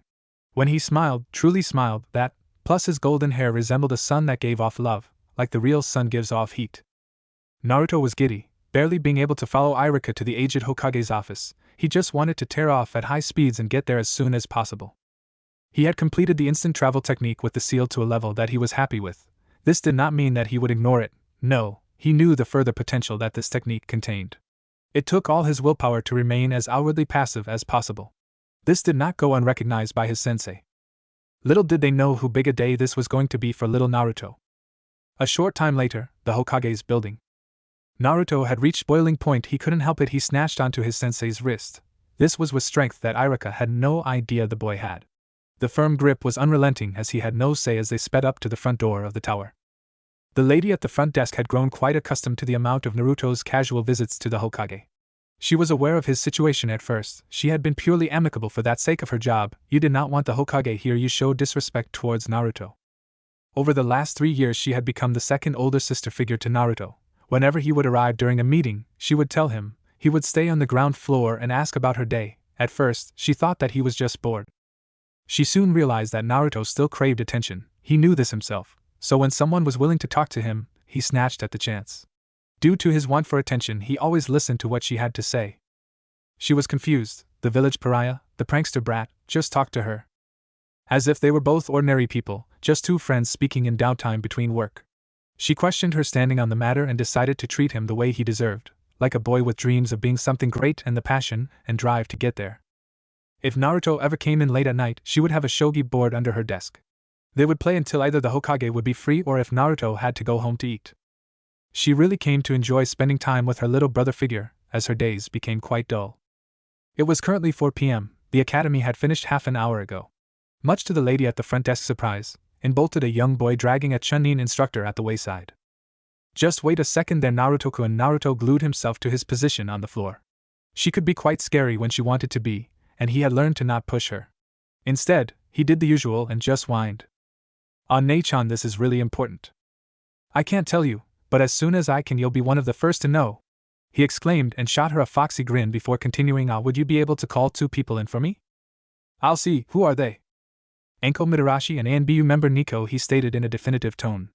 Irika was caught off guard at who he mentioned. He had learnt about Naruto's under the snake user, but the request of the ANBU member surprised him. Anko Mitarashi will be signaled to arrive in 30 minutes' time. I don't have any power to call in ANBU members as they are assigned to the Hokage, although there is a chance that Nico might be on duty. That's great, I also want you to be there, Nichan, he said as he turned to Irika. While I would like to thank you, I don't know what's got you so excited. Irika was clearly confused, as normally whenever he brought Naruto to the Hokage's office he would downtrodden about having to go through another lecture. This time he had never seen Naruto look so full of life. He couldn't help but smile. Don't worry, you'll be so impressed, I bet I could even graduate right now. The look and tone of pure conviction showed he was not kidding. This caught Irika's interest, as Naruto rarely talked about early graduation. This better be pretty special for you to say that. Just you wait, sensei, you'll see. Almost 30 minutes later. Whilst Naruto, Irika and the lady at the front desk made small talk and strolled Anko Mitarashi. While Naruto had learned to school his emotions from Anko, she had also become more subdued. She still didn't care about what other people thought, and enjoyed entering through windows, but she knew there was a time and place. Naruto immediately noticed her. Hey, Anko-sensei, why couldn't he just call me Anko-chan when we aren't training? She thought as a frown appeared. She knew Naruto didn't like seeing other people upset, so she banished the thought, brought her cheery disposition back. Naruto noticed and would finally talk to her about it. Irika did not have the highest opinions of the snake mistress. These did not come from her previous acquaintances, but her choice of dress, especially around Naruto. The young boy was quite impressionable, and the hidden leaf was full of powerful and crazy ninja. Anko had picked up on his scrutinizing glare. Yumano-san. Mitarashi-san. Naruto couldn't help but roll his eyes at the confrontation. It was odd that he attracted both the most rule-based and biggest rebel shinobis. Hey Gaki, you're here to wonder what this is about. Actually, I asked for you to be brought here. This greatly confused the snake mistress. What could be so important, she thought. Humor me, why would I be interested in this? What are you going to show us? I'm not gonna tell you, but you will be impressed when I show you. Naruto replied. He had no idea what he had done or just how monumental it was. Naruto had noticed the pensive aura of the room. I want you guys to see it because you're important to me, you're shinobi, and you two are involved in this as much as I am. Anko-sensei, you have helped me with training and basic work with seals. Nisan, you have acted as a tutor outside of class time when you take me out for food to make sure I understand the concepts, even when I still don't understand. You both did stuff when there was nothing tying you two to me. This is the project that I've hinted towards for the last few years. The final sentence really drew everyone in. This project that Naruto was talking about had been something he was working on since he started training with Anko. While they were intrigued, they set realistic expectations. After all, what could a 10-year-old really do? On this line of thinking, they completely forgot which 10-year-old they were talking about. They once again resorted to small talk to pass the time until the Hokage was out of his meeting. Luckily, the 3 of them only had to wait another 10 minutes. After that had passed out walked 3 elderly people, 2 men and a woman. One of the men and the woman were dressed in regular civilian attire, whereas the other male was wearing a white kimono with a black robe covering his right side. While he wore bandages that covered his forehead and right eye, the most significant feature was the scar on his chin in the shape of an X. The other 2 walked past, giving each a stiff nod before leaving. The third, on the other hand, stopped as his visible eye focused on Naruto. Uzumaki-san, are you well? I am, thank you. You already know who I am. May I know who you are and how you know who I am? You are much more interesting than I have been told. I am Danzo Shimura, one of the civilian elders. It is in my interest to know about everyone in my village. Well then, Danzo-san, while it was nice to meet you, I am about to meet with Hokage-sama. With that, Danzo nodded and followed what Naruto presumed to be the other elders. Naruto was suspicious of the man, and it decided to give him a wide berth in the future. Naruto's suspicions were confirmed when Anko approached him. Naruto, he took note of the uncommon use of his name. Stay away from that man. He's known as the darkness of the shinobi. He's an old war hawk who wants the hidden leaf to rule after we decimate all the other nations. That's nice to know. I was just thinking the same thing. I'll keep my distance. That's all I asked. They both smiled at each other. We should go see the old man. I still want you all to see this. The 3 of them made it up to the old Sarutobi's office. I was told you 3 wanted to see me. Just like I told Anko-sensei, old man, I was the one who wanted to see you with them. On that, would you know where Nico is? Yes, would you like her here as well? If possible, that would be great. Hiruzen nodded. Tora. From the back corner of the room out leaps a male ANBU member with short, shaggy brown before standing at attention. Hi, sir. Go relieve Nico of her guard. Nico will be in section S3 and inform her to come here immediately. Hi, sir. Just as he finished speaking, his body flickered out of the room in a swirl of leaves. No less than 2 minutes later, Nico appeared in the middle of the room, crouched on one knee. "You sent for me, Hokage-sama." "Ah, Nico, at ease, as your guard was low priority and you were personally requested for this meeting, I sent Tora to take your place." "May I ask why I was requested, sir?" While it was protocol to not show emotion whilst adorning a mask in anbu, she couldn't help but tilt her head in confusion. "As you can see who we have with us, you can see what our topic is," the Hokage said whilst gesturing to the 3 others in the room. Before the female anbu could say anything, Naruto interjected. "Hey, Nico-sensei." "Hello, Naruto-kun." It was visible even through the mask that the ANBU member was smiling. This further confused Irika, who was confused as to why an ANBU member would be personally acquainted with his student. Anko, on the other hand, was irked. "Now that we are all here, there is something that I want to show you all." Nico was intrigued straight away. Similar to the other two, had low expectations of what this boy could do, but she did understand who she was thinking about, so it could be anything. "Gigi, could you please pass me that blank scroll? I'm sorry if you need it later, but I'll need it for my demonstration." Hiruzen complies with a curt nod, handing the scroll to the young boy. Naruto took the scroll and held his hand against it. 10 seconds passed. When he removed his hand, the kanji were visible. All in the room identified it as a seal. "Anko-sensei, could you please pin this scroll to th?" The scroll was knocked out of his hands and pinned to the opposite wall of the room. "God damn it, sensei." Naruto took a look at the situation before sighing, kinda nostalgic. "That was the same way you greeted me the second time we met." Naruto finished with a content smile. This got a sheepish grin and scratching of the back of the head from Anko as she turned away with a faint rosy hue along her cheeks. "Anyway, now I'll place the seal on your arm." Gigi, sensing his caution, he tried to calm the man down. "Don't worry, old man. This seal has nothing affects the body, mind or chakra pathways." The old man relaxed before pulling up his sleeve and offering his forearm. Once again Naruto placed his hand, this time on the appendage, and released it after close to 10 seconds. Just as before there was the seal, the Hokage, if he was surprised, did not let it show. Now watched closely. Everyone took note of how Naruto was bouncing up and down. Just as Anko was about to scold him, he vanished. Just gone. Everyone snapped their heads to the other seal and saw Naruto standing there waving vigorously. Once again, before they could say anything, he disappeared again, appearing, standing on top of the Hokage's desk. Thud, the sound of 4 jaws hitting the floor simultaneously. It was a good few moments before the respected leader shook his head, proceeding to pinch himself, just making sure he wasn't dreaming. "And Naruto, do you understand what you just did?" His response was a massive grin and fervent nods. "Instant travel, isn't it cool?" "Naruto, what do you mean instant?" Hiruzen couldn't believe it. "Well, there is no gap in time between me being here," he said, pointing to where he was standing, "and me being here," he said as he once again was standing on the opposite side of the room. The old Sarutobi still refused to acknowledge what he had seen. It couldn't be that jutsu, it just couldn't. "I may be no seal master, but would you mind explaining it to me?" "Sure, these seals store a minimal amount of my chakra, and retain my chakra signature.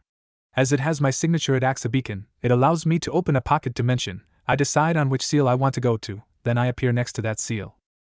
That was it. The Hokage and this group were broken. No one could do anything but stare at the child. "I know, why don't we finish this meeting at my apartment?" Naruto created a shadow clone for everyone there. They placed a hand on each person's shoulder. The next second, everyone was in Naruto's apartment. The 3 younger shinobi fell to their knees before sluggishly finding their way to their feet. Hiruzen was seated when they vanished, so when they appeared, he was the least graceful of them all. He landed on his backside before rolling onto his front to have all of his lunch escape. Due to his age, the motion sickness hit him the worst. As they appeared, the clones all poofed into small clouds of smoke. While Anko was still astonished about what Naruto had just done, she couldn't help but let her mischievous side out. My Naruto-kun, is this how you get 2 beautiful women to your apartment?" she said in a sensual manner, emphasizing the affectionate suffix while pressing her well-endowed chest against his back. Unfortunately for her, Naruto had developed a similar trait. "Would you mind if I said it was Anko-chan?" His response to the question was a beet red Anko struggling to look the boy in the eyes, a stumbling ANBU member, and 2 jealous males. As Anko was about to counter, Irika stepped forward, still just in complete disbelief. "Naruto, that's incredible. When did you have the time to come up with that?" "I didn't come up with it, I simply changed the original seal to fit me." This confused all but 2 in the room. Nevertheless, he tried to continue but was interrupted by Hiruzen. "Naruto, that was the prized jutsu of my successor." "Huh? That doesn't make sense." "What doesn't make sense?" "If you're saying what I think you're saying, that would mean I'm related to the 4th Hokage." As soon as he said that, all in attendance noticed the Hokage stiffen. This would not be important if he was simply another ninja. But this was the Hokage. He had lived through multiple wars and led a shinobi village for decades. "What is it, Hokage-sama?" The way he said it implied that he knew that something was being hidden from him. The aged Sarutobi tried to slowly diffuse the situation. How would you know that you were related to the fourth Hokage? Well, when I found the original seal, the reaction it gave me was what would show when chakra signature is similar. It glowed. Hiruzen knew the jig was up. Naruto, take us back to my office. I'll show you the truth about your situation and what you want to see. Naruto begrudgingly created 4 more shadow clones. They took a hold of everyone and once again they found themselves in the Hokage's office. Afterwards the clones disappeared again. Hiruzen tried to wash off the effects of the instant transportation. He then slowly made his way to his desk. He opened the top drawer on the right side of the desk. In the drawer there were 3 scrolls, a light blue scroll, a deep red scroll and a vivid yellow scroll. The light blue scroll had emblazoned on it Naruto Uzumaki Namikaze. This will tell you what you want to know, your parents. Old man, what's this Namikaze business? Please, just read it first. I'll answer all of your questions afterwards, he said to the boy before turning to the others. I would prefer if you were to stay outside for this, so PL. Not happening, old man. If it's important, I want them to be here too. The Hokage gave him a solemn nod before handing the scroll over. Naruto gingerly took the scroll from the aged Hokage. This was it. He would finally know something about his parents. Better yet, he would know who they were. Slowly undoing the knot of the string that kept the scroll closed. When undone, he placed it on the desk and slowly unraveled the scroll. It was his birth certificate. On it read, Naruto Uzumaki Namikaze. Date of birth, October 10th. Mother, Kushina Uzumaki Namikaze, formerly Kushina Uzumaki of Yuzoshiagakure. Occupation, shinobi of the village hidden in the leaves. Rank, Jonin.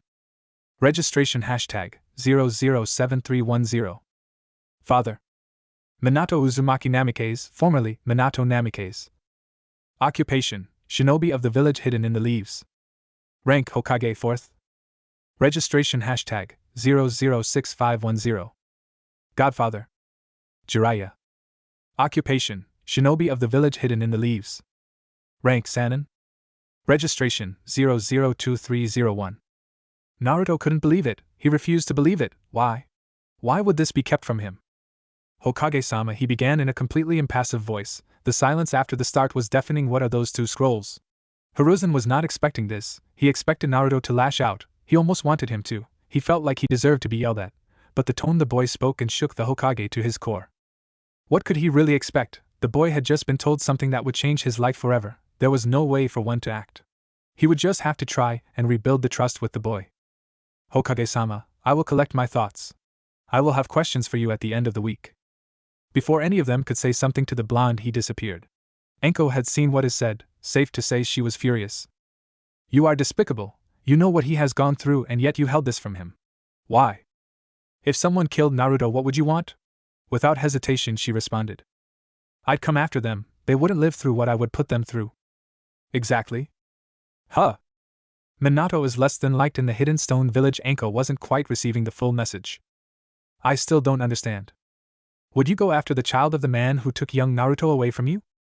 No, of course not. Not for the purpose of revenge anyway. The aged Hokage just sighed. Well, that makes you smarter than more than half of stone, as they on more than one occasion have stated their raw, unbridled hatred for the Yellow Flash, and any chance there may be living relatives of him. Sarutobi only dropped his head further, as he continued. I couldn't tell him. If he knew, he'd tell everyone. Believe him or not, he would say it, and the walls have ears. Word would reach Earth Country. The amount of assassination attempts would be ludicrous. Scold me, for I deserve it. I know it was all he ever wanted. Nico decided it was time to voice her thoughts. Permission to speak freely? Go ahead. I will not allow myself to join my well-respected leader in his pity party. As you always say, don't worry what happened then, think about what you can do now. The beginning of her small speech started in her cold, commanding tone, but as she continued, her posture softened. Iruka was the last to break out his stupor, but when he did finally speak, he spoke for the 3 of them. Hokage-sama, while I do not like or respect your decision, I understand it. I notice you were unable to tell him of the fox. I would like to be the one to tell him. You are right, Iruka-kun. Please, go tell him now. It might end up being too much for him, but he needs to know we are being completely open. Hiruzen turned from Iruka and set his gaze upon the 3. You 3 are dismissed. But before you go, please be there for him. God knows he needs it. Please do this for me, as I will try to do the same. Hi Hokage-sama, this was only chorused by 2 members. Nico was interested. Enko-chan, I will need to talk to you later about this, she thought. As all 3 turned to leave, the Hokage spoke up. Actually, Enko, please stay behind. We need to clear the air. He spoke in a way that left her with no way out of it. Of course, Hokage-sama. The other 2 noted the hostility on display before they exited the office. Enko, what is your relationship to Naruto? I'm his sensei, someone he can learn from and trust. Hiruzen knew that she knew what he was asking and would avoid it, so he persisted. Let me rephrase that question. What are your feelings towards my grandson figure? Keep this in mind. I see what is happening in this village the entire time. Enko, to her credit, kept her reaction minimal, a slight shuffle and widening of the eyes before regaining her composure. If you know what is going on, then why ask me? To do one of two things: 1, push you to admit what you're feeling, or realize what you're feeling. Enko's glare returned. This conversation was testing her patience. Pray tell, what am I feeling? Why is it of importance? I cannot tell you what you feel or whether you should feel it or not, but I can tell you why it is important. Inevitably, Naruto will become a shinobi if you were on the mission with him and he was to be injured or worse. You, being emotionally and mentally disposed, will likely put yourself in further dangerous positions. Being a leader of this village and everyone within it, I cannot in good conscience allow that to happen. Enko seemed to take in what the old Sarutobi had to say, and to be honest, she agreed. When on missions, her mind often traveled to the young blonde. If he was then on the mission with her, it would be unlikely for her to not think about him. The age gap was that of 12 years. While she knew that Naruto was not the man to criticize on that front, she felt like he deserved someone his age. She'd buried the trauma induced by her former sensei. This would be no sweat. She turned to the Hokage with a face stricken with hopelessness. I am aware of my feelings. I know it would not work, therefore I can push them aside. I've done it before, I'll do it again. I am not closing any doors on you. You clearly make him happy, that is all I wish. Thank you, sir, though our situations would not allow for it to work, especially with his ambitions. She promptly left before he could get another word in. He just sighed. I think you are making a mistake, he thought before swiveling on his chair to look out at the sunset. Jiraiya needs to know. Same time on top of 4th Hokage's head, Hokage Monument. Naruto was atop his newly discovered father's head. Naruto was broken, he couldn't think straight. He was the son of a legend, a man who practically won a war by himself. He was still praised a decade after passing. What had Naruto done to get none of that? He by no means wanted to be treated like royalty, but some respect wouldn't go astray. Naruto was not angry, no, he was confused. His idol, the fastest shinobi ever, the Yellow Flash, was his father. He should have been ecstatic or angry. What should I be feeling right now? If Sasuke was treated like a prince, he would have at least be treated the same way. There was still something that was missing. What could be that big? Naruto was pulled from his though by the slowly presence. Iruka had decided to approach Naruto slowly. He was about to tell him the final piece of the puzzle.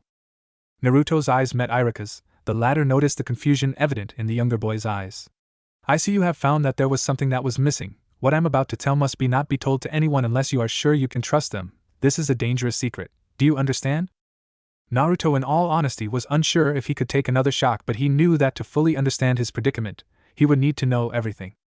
Now I asked Sarutobi-sama, so do not be disappointed for the fact that he was not the one to tell you. Naruto was on the edge of pulling his hair out in anticipation. He just wanted to know what had happened for his life to be like this. Naruto, what was your father most famous for? Killing the nine-tailed fox? Naruto was unsure what relevance this held. Exactly. Now how do you suppose you go about killing a living embodiment of chakra?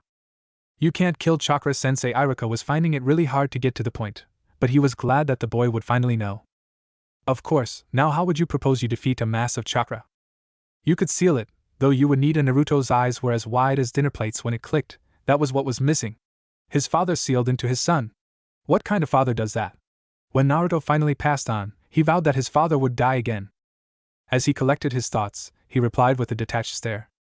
You would need a live host to seal a tailed beast as an active will would be required to hold such power at bay. I know it's a lot, but we all believed you deserved to know. It must feel like the world is crashing down around you. Naruto wanted to refute the statement but was beaten to it. Naruto, you must feel like you were picked because some higher power wanted to smite you, but please have this thought. Would you respect your leader or father who sacrificed someone else's child? He not only sacrificed your life but his own as well. He obviously trusted you with such power, and looking at who he was and who you are now, I can't fault his decision. Iruka turned his gaze from the boy to the golden and pink sunset. This is what you protect from the demon daily. You are a hero. I know this may be a selfish request, but don't give up on your dreams, if not for yourself, for me. You don't need to do any more. I couldn't be prouder of you. Never forget that you are Naruto Uzumaki, now Uzumaki Namikaze, the future Hokage and legendary shinobi of the village hidden in the leaves. Please, promise me you'll never forget that. Naruto was floored. He stared at the older man glossy-eyed. The man he saw as an older brother knew of what he had within him and didn't care. In fact, he respected him for it. He had gotten what he finally wanted, and it felt so good it hurt. Recognition.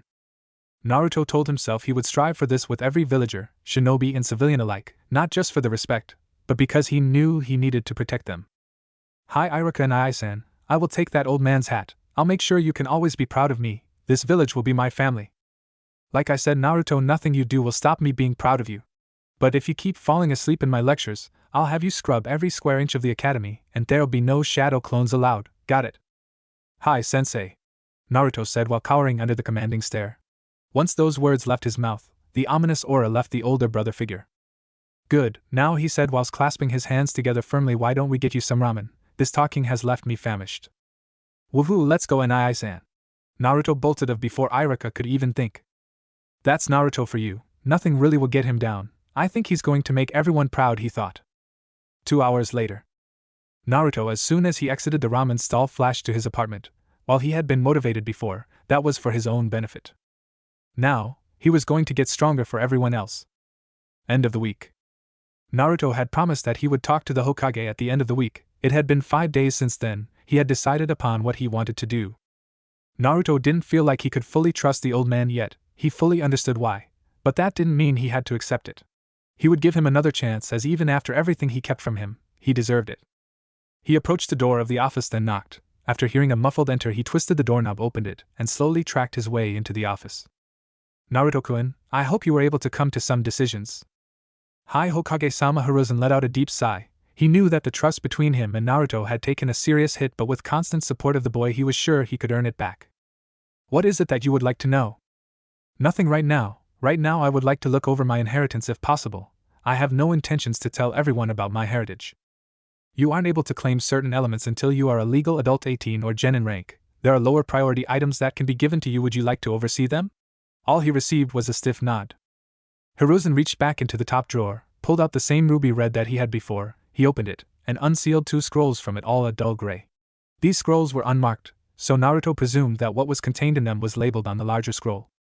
Naruto took the first scroll, opened it, and applied chakra to the seal. It was a set of keys. Naruto looked at the old man in confusion. Your mother lived by herself before having a relationship with your father. This house was located in the vicinity of the Senju clan compound. As they were distant relative, they provided her with land. There is only one known Senju alive right now, and they have no intentions of returning, so I think you should have it. Naruto was unsure as to whether that would be the best course of actions. Seeing the contemplative face on the young boy, he seemed to answer that the child was thinking there would be no way to trace you living there to having any relation to Kushina. She was quite secretive about her whereabouts. It is unlikely that anyone would know where she lived. That seemed to calm Naruto. While he loved his apartment, and it was well and truly his home, he was getting too large for it. A house would be much easier for him to live in and continue to further himself. Also, if you don't adjust to change, you get left behind. I'd be able to move in. Of course, it is yours. Naruto nodded in acceptance before moving to the second scroll. When opened, this scroll contained multiple seals labeled kunai. As you should know, you father, the second user of the flying Raijin after my sensei Tobarama Senju, you are now the heir of such a weapon. This scroll contains all the kunai your dad used for the jutsu. You will need to change the seal to yours, but you look like there will be no struggle in that. This will save you revealing yourself to anyone else. Naruto had been looking for a medium to increase the efficiency. His dad had basically given him 40 mobile seals. This was great. He knew he'd have to keep them quiet until he at least graduated. There is one more thing that I would like for you to have. We will need an anbu escort to provide a genjutsu for where we are traveling. Why is that? Your father was somewhat of a security freak. You and only you will be able to access his study. That is where I presume he kept his knowledge. We will need the anbu to provide the genjutsu, so people don't watch us wander into the former village's leader's house. That is a lot less complicated than I thought, Naruto admitted. He had completely overanalyzed the reasons for anbu escorts. Shall we go? The Hokage queried. We shall, Naruto answered. Half an hour later, Minato Namake's estate. Here we are. Naruto gazed upon the battle-hardened geezer. He could see the self-loathing and contempt rolling off of him in waves. That was when it struck him. This should have been the house I grew up in. This should have been my home. He felt like someone had just added an extra 100 kilograms to his shoulders. It felt like he was underwater. He was stuck, drowning the thoughts of what would have been. While Naruto knew that the Hokage was not to blame for his situation, he knew the old man did not feel the same. He wondered what it would have been like to grow up in this house. Where would he be right now? He banished those thoughts to the furthest recesses of his mind. He would not wallow in self-pity. You will need to apply your blood and chakra to the seal. As you are his son, it will accept you due to the close relation of your DNA and chakra signature. As Naruto and the old Sarutobi walked through the gates, they approached the house. It just seemed to confuse him even more. The leader of his village resigned himself to such a humble abode, a simple 3-story house with a minor tower structure connecting to the back. In retrospect, to say this is humble seemed ridiculous, but when compared to the gloriousness of the Hyuga compound, it is long forgotten. As Naruto was instructed, he bit his thumb and spread the blood across the seal array on the door handle. After that, he gripped it, channeling chakra into it. With a resounding click, the door unlocked. Naruto opened the door and could help but cringe at the churning feeling in his gut. This was what a home felt like. Coming home to this felt right. He would bring his family here. Allowing members of his family to happily arrive here was a goal bigger than that of the Hokage position. You will receive this when you are recognized as an adult. You may look around, but it will be at least 2 years until you can move in. Thank you, Hokage-sama. I would like to collect my father's writings, then have a look around if possible. I will no longer restrict you. You have earned it. They would be so proud, just as I am. I have no doubt that you will surpass them if you choose to. Naruto loved the feeling talking to his grandfather gave him. It more than made up for his missing parents. While he did not fully trust the man anymore, he would never forget the time they spent together. As you said, follow me to his study. His study was located on the bottom floor. Just like with the front door, you will need to apply blood and chakra to access it. Once again, Naruto followed the steps and opened the door. Compared to the scarily neat house, it was like a tornado had ripped through the study. He could already tell that his father had spent multiple nights at this desk, likely weeks glued to it, with Kushina force-feeding him food when he didn't come out. There was scripture of all types of seals, improving the efficiency for chakra required on summoning contracts. That would be massive. Something that Naruto picked up on was that if his papers were anything to go off, that his father's ninjutsu arsenal was minimal at best. He had the flying Raijin, body flicker, shadow clones and shadow clone shuriken and kunai, and this weird jutsu. Now Naruto voiced his confusion. Hokage-sama, could you tell me what this is? The Rasengan. Aside from the flying Raijin, it was his most famed jutsu, personally created. It took him 3 years to get to the stage that he was at. What do you mean? Going off the look of the schematics of the jutsu, it was monstrous. It could flatten immense terrain. It had so much potential. As destructive and powerful as that jutsu is, it is not completed.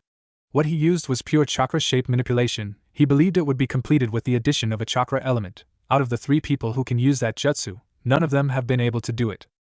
Who were those 3? Aside from your father, he passed the technique to my student and his sensei, Jiraiya of Mount Maiboku. My godfather.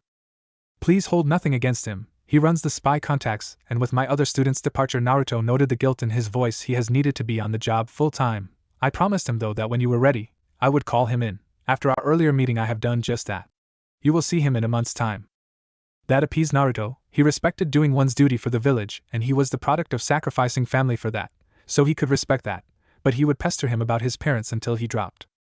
The other person is your father's student, Kakashi Hatake. Kakashi has come the furthest in implementing a chakra nature into the Rasengan. You will have to ask him about that, though. He, due to the loss of many family members and friends alike, has suffered great trauma. While you may not have met him personally, he has looked after you. Anbu was all that the young boy could think. He had become aware of the Anbu shadowing him when he was younger as he picked the hand signs that Hiruzen tried to keep out of view. These were commands. When you meet him, give him a chance. He has so many demons from his past that I'm surprised that he hasn't cracked. He needs people. Naruto was surprised that the Hokage was being so open with him about fellow ninja, even if they were connected to his father. Naruto collected as much as he could and sealed it into a scroll for later reading. After a small tour of the house, he decided to leave because if he stayed any longer, he doubted he would be able to. Naruto thanked the Hokage for his time, continuously referring to him as Hokage-sama. He then made his way home. After the talk with Iruka, Naruto had the motivation, and now he had the means to achieve his goals. During the walk home, he noted the world seemed slightly clearer. Answers tend to do that to someone. He immediately looked into the Rasengan. It intrigued him greatly. Similar to the flying Raijin, its versatility was immense. Chakra-shaped manipulation was something that he had never attempted, and he knew what that meant. Back to the chakra control exercises. Chapter 4, Pervy Sage, Miscommunication and a Lovesick Puppy. Naruto's new house, training ground. Naruto did the same thing he always did when he incurred a problem. Shadow clones.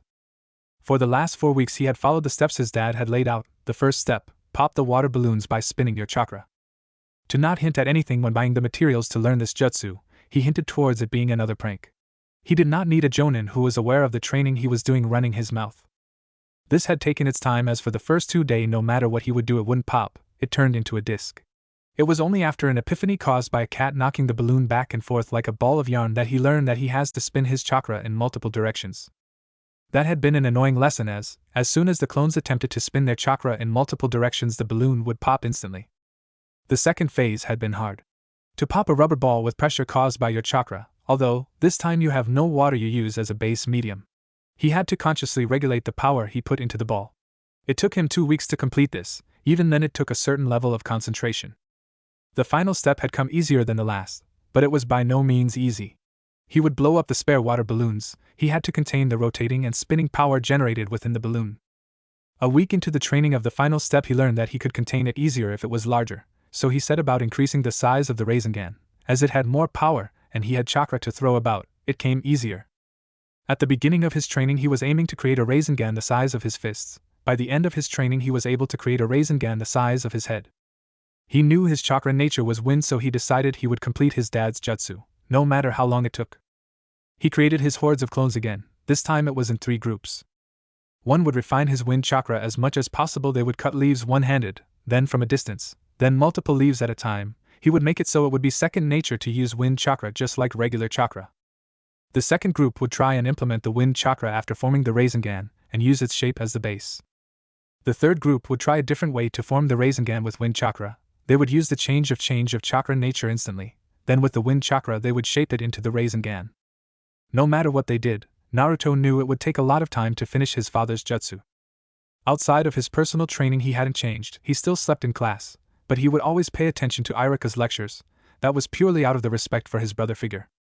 While he had sets of his clones practicing the Rasengan in his small, private training ground, he had sets of his clones in the Forest of Death learning the katas for his father's taijutsu style.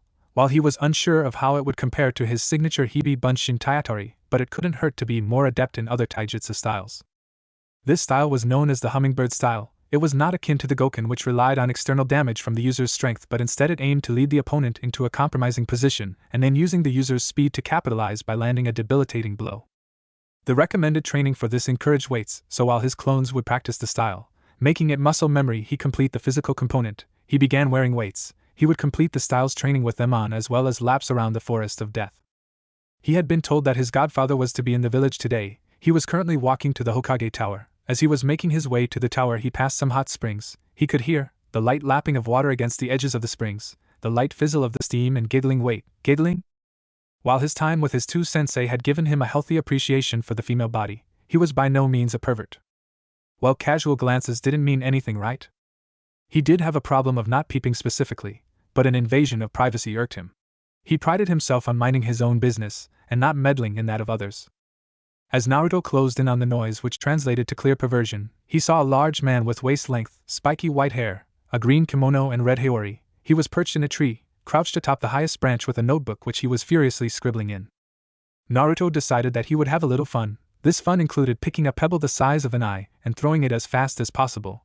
The pebble hit the man in the calf, offsetting his balance as he toppled backwards out of the tree, landed in an unflattering mess. Who did that? He called out before locking eyes with Naruto. You. It was you, wasn't it? Did what? Our favorite Jinchuriki replied, feigning ignorance. You little brat. Do you even know who I am? Naruto was a bit on edge. It was obvious the old geezer was preparing something. Should I? By the looks of it, you're just a filthy old perv. Naruto said indignantly. He was still a child. Okay, I'll humor you. Who are you? The old man shook his head despondently before flicking it back and summoning a large orange toad with dark green markings. Standing stop it, he cried. I am glad you asked. I am the hermit of Entimeyer Boku, the wise and immortal spirit. That's right, it is I, the Toad Mountain Sage. Oh my god, Naruto's head was buried in his hands. Why did it have to be you? Jiraiya was confused. He knew who Naruto was. What he didn't know was that Naruto knew of his parentage and his role as his godfather. Jiraiya's confused stare was met with a blank one. How did my dad learn anything from you? The question almost made Jiraiya fall over in shock. For the safety of his reputation he quickly regained his composure. With a cool look he queried the boy and feigned ignorance. Oh, and who would your father be, kid? Don't play stupid with me, pervy sage. Jiraiya knew that the kid was aware of who his parents were, so he acknowledged that path as walked, so he held the boy up on another point. Don't you call me that, you brat. Have you no respect for your elders? By now the two's faces were inches away. The friction between their stares was so strong one could imagine lightning between them. No, I'll respect someone with dignity, not some old geezer who checks out naked girls. It's research. Do you not understand the needs for the quality my craft requires? There's no quality in your smut. Naruto threw his hands up in disgust. Me and you pervy sage, can we please just go somewhere and speak? I think that would be good. We have much to discuss. Naruto was initially shocked by the change of tone his godfather exhibited, but it should have been expected. He is one of the legendary Sannin. We should go to my house, it's my mum's old one. Take the lead. And with the unspoken agreement the odd pair made, they made their way back to Naruto's house. The silence was not awkward, but there was tension. The people who looked upon the pair were stunned. What was the Jiraiya doing with the delinquent? Jiraiya noticed the whispers that followed the two. He also noticed that Naruto's posture and walking appeared as if he did not hear, but just like before, his face and eyes held endless sadness. When Naruto noticed the gaze of the old, and immediately chirped up, sorry about the long walk, we're almost there, he said whilst shooting a foxy grin and scratching the back of his head. Jiraiya's cold exterior held multiple thoughts. It's a shame you didn't grow up the way we all wanted, what you must have gone through, all alone. That's gonna change. They arrived at Naruto's house, going through the gate and then entering the house. Afterwards we find the both of them seated in living room. What is it you wish to discuss? Jiraiya believed that the least he could do was begin the conversation. My parents' high points, low points, everything in between, Naruto stated plainly. That's doable. Your father, in which you clearly take after him in looks, he was a genius with high hopes. He did not come from a large family or clan. He graduated from the academy at the age of 10. This was during a war, so early graduates were common. He was obsessed with creating and perfecting jutsu. He never created too many as he wanted a mastery of the ones he had. He found his specialty in hand sealess jutsu, name his two prized jutsu. The Rasengan and Flying Raijin. Correct, I assume you've looked over his notes. I have. The Rasengan took me just short of a month, and the Flying Raijin took 3 years. Although for the Flying Raijin I didn't have notes, just the seal itself. You say that like you can perform them. Jiraiya did not want to teach another genius. There was no challenge. Definitely not one that had already learned such high-level jutsu. I can, keep those eyes peeled, pervy sage. Jiraiya was about to retort the name when Naruto pulled out one of his dad's kunai, but there was something different about it. What was it? Naruto picked up on the confusion and decided to answer the unsaid question. The seal is different, evident through the different kanji, mind state, strength and numbers. This is for 2 reasons. My mastery of the shadow clones jutsu. He emphasized this by seamlessly creating 3 shadow clones and then having them poof out of existence, and for working with others. Jiraiya wasn't believing him. So what? He can write on a kunai. Big deal. Naruto flicked his wrist and the kunai embedded itself in the floor next to the toad sage. The next second Naruto was practically on top of Jiraiya. But the kicker was the Rasengan that he had formed and was inches from the man's face. Jiraiya couldn't believe it. Now about my mother. Getting over his shock, he shook his head. Yes. Your mother, from what I've been told, you take after her in your attitude. She was very headstrong, blunt, and oh my was she strong. She rivaled my teammate Tsunade. She came from the village hidden in the whirlpools. She was viewed as an outsider for her first few years here, but was eventually recognized as a ninja of the hidden leaf. She was bullied for her bright red Uzumaki hair. She was known briefly as Tomato, but after beating the bullies into dust she earned the village-wide moniker the Red Hot-Blooded Habanero. Safe to say no one bullied her after that. After the war she settled down with your father. She fell into more of a housewife role, likely preparing for you. Jiraiya let out a heavy sigh. There is no doubt that they loved you. When they told me that you were coming and that they were naming you after the main character from my book and that I was going to be a godfather, there was no doubt in my mind of what they were feeling. Pure love. They might not be here anymore, but their love is with you wherever you go. There is more of their love in that seal than there is fox, never forget that. Naruto was inwardly beaming. In his head the chibi hymn was going ballistic. On the outside was a pure smile of content that made Jiraiya feel better. Well, now that we've got the mushy stuff out of the way, you, Naruto said while pointing his index finger at the toad sage, will help me with my training, believe it? Huh. I know of your spy work, but this is the least you can do for not seeing me at least once. The tone might have been that of a demanding child, but Jiraiya relented. He was happy that he had been accepted. If you already have those 2 jutsu, what are you training in? Taijutsu and completing the Rasengan. A year later, Naruto was entering the gates of the academy for the final year. He knew technically he could have already graduated, but everyone expressed the importance of graduating with everyone your age as they are easier to get along with, as well as you get as much childhood as possible. Naruto walked towards the class. He was one of the tallest in the class, behind only Shino Aburame. Thinking of the Aburame heir, he, Naruto, and Shikamaru had had a discussion in which Naruto learnt that those two were highly perceptive. It was at one of the clan meetings, this time at the Hyuga compound, where Naruto had overheard the two's suspicion. Flashback, 6 months ago, Hyuga compound. Have you been able to discern anything from your father? No, he just keeps skirting around the topic. This has been such a drag. Shikamaru was really intrigued by the enigma that was Naruto, so intrigued that it was beginning to annoy him. He could be cloud watching, but instead he's here scoping out the truth of his friend. Naruto, being the Uzumaki that he is, perfectly suppressed his chakra and walked up behind the pair. He had caught a bit of their conversation and decided to join. What are you two talking about?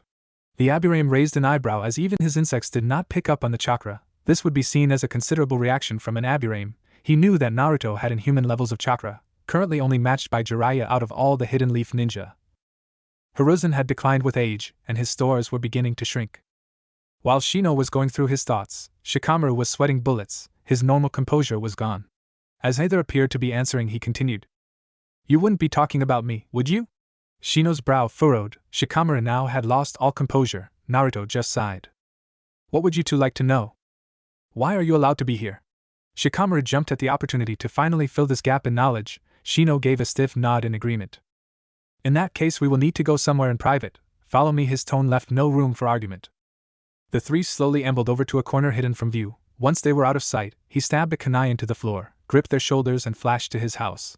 Shino, ever the stoic, kept his reaction to a minimum. Shikamaru's reaction was to empty his lunch all over Naruto's living room floor. God damn it, Shikamaru! Now I need to clean again. You could have warned us before doing that, Shikamaru retorted. May I inquire as to what that was? This, Naruto said while walking over to his table and picking up the flying Raijin kunai. Is my dad's most famous technique. The flying Raijin. Shikamaru was still confused. He had not been motivated enough to look into the history of prominent figures of the hidden village. Shino had finally put all of the pieces together. So you are the son of the fourth Hokage. Got it in one, Shino. Shikamaru finally understood. You wouldn't have guessed it though. His expression did not change. So this is why they invite you to the meetings. How long have you known? That's what I guessed too, in about 7 months. Shikamaru was too content with finally having answered to truly to take in the knowledge he was just given.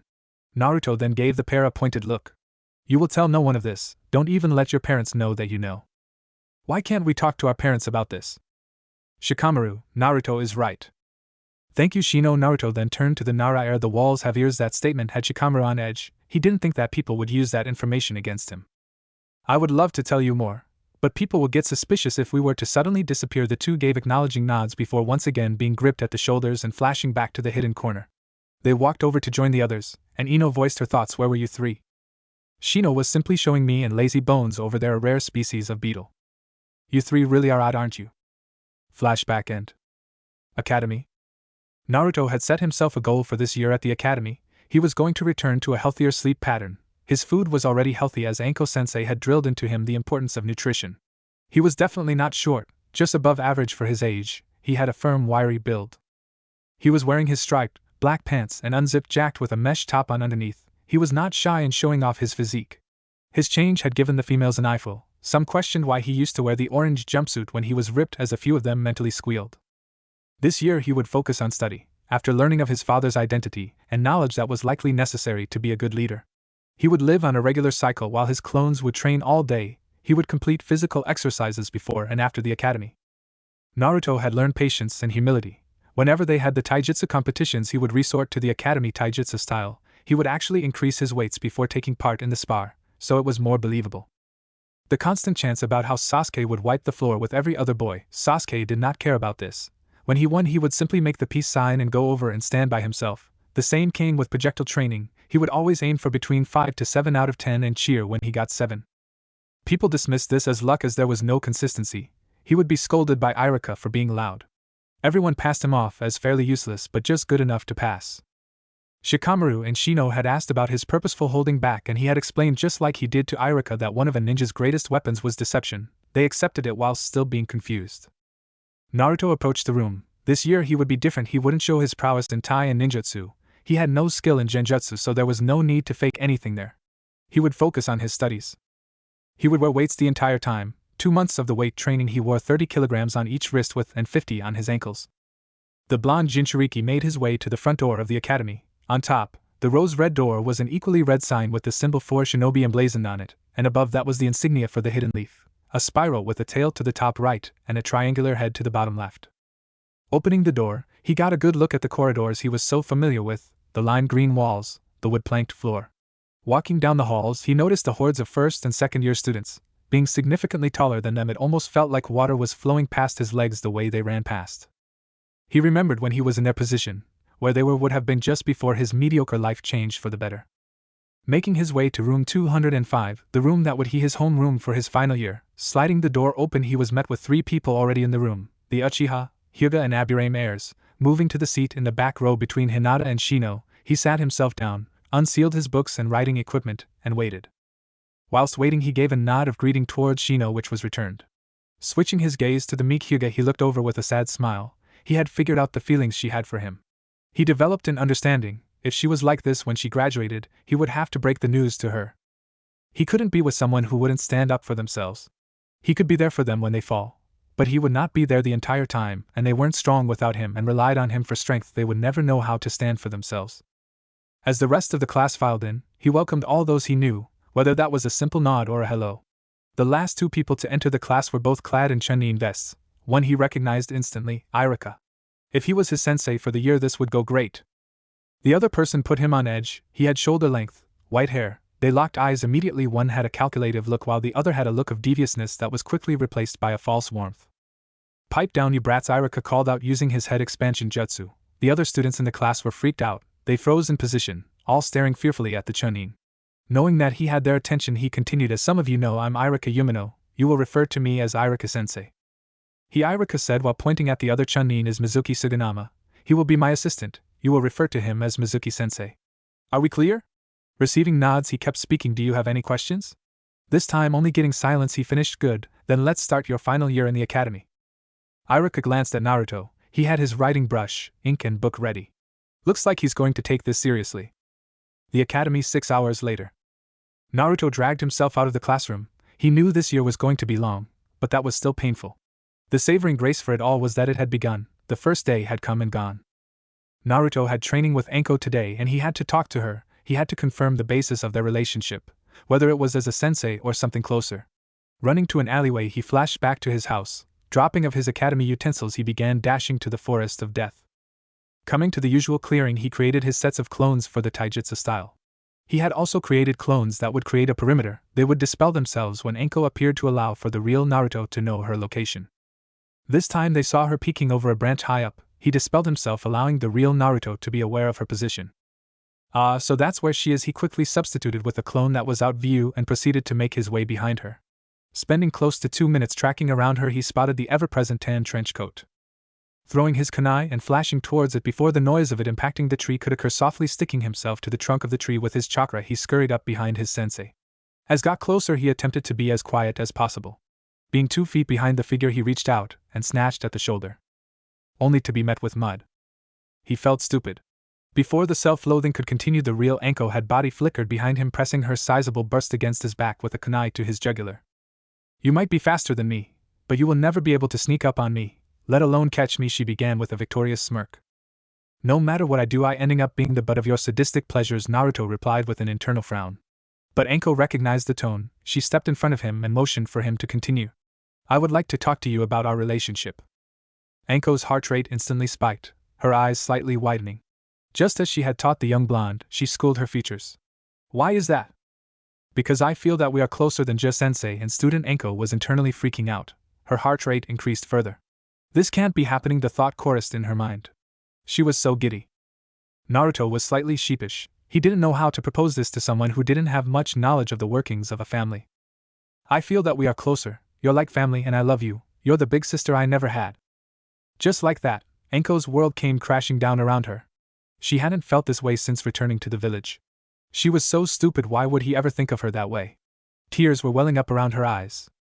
Before she let Naruto, she threw her mask. She body flickered away, leaving a confused and worried Naruto there alone amongst his hordes of clones.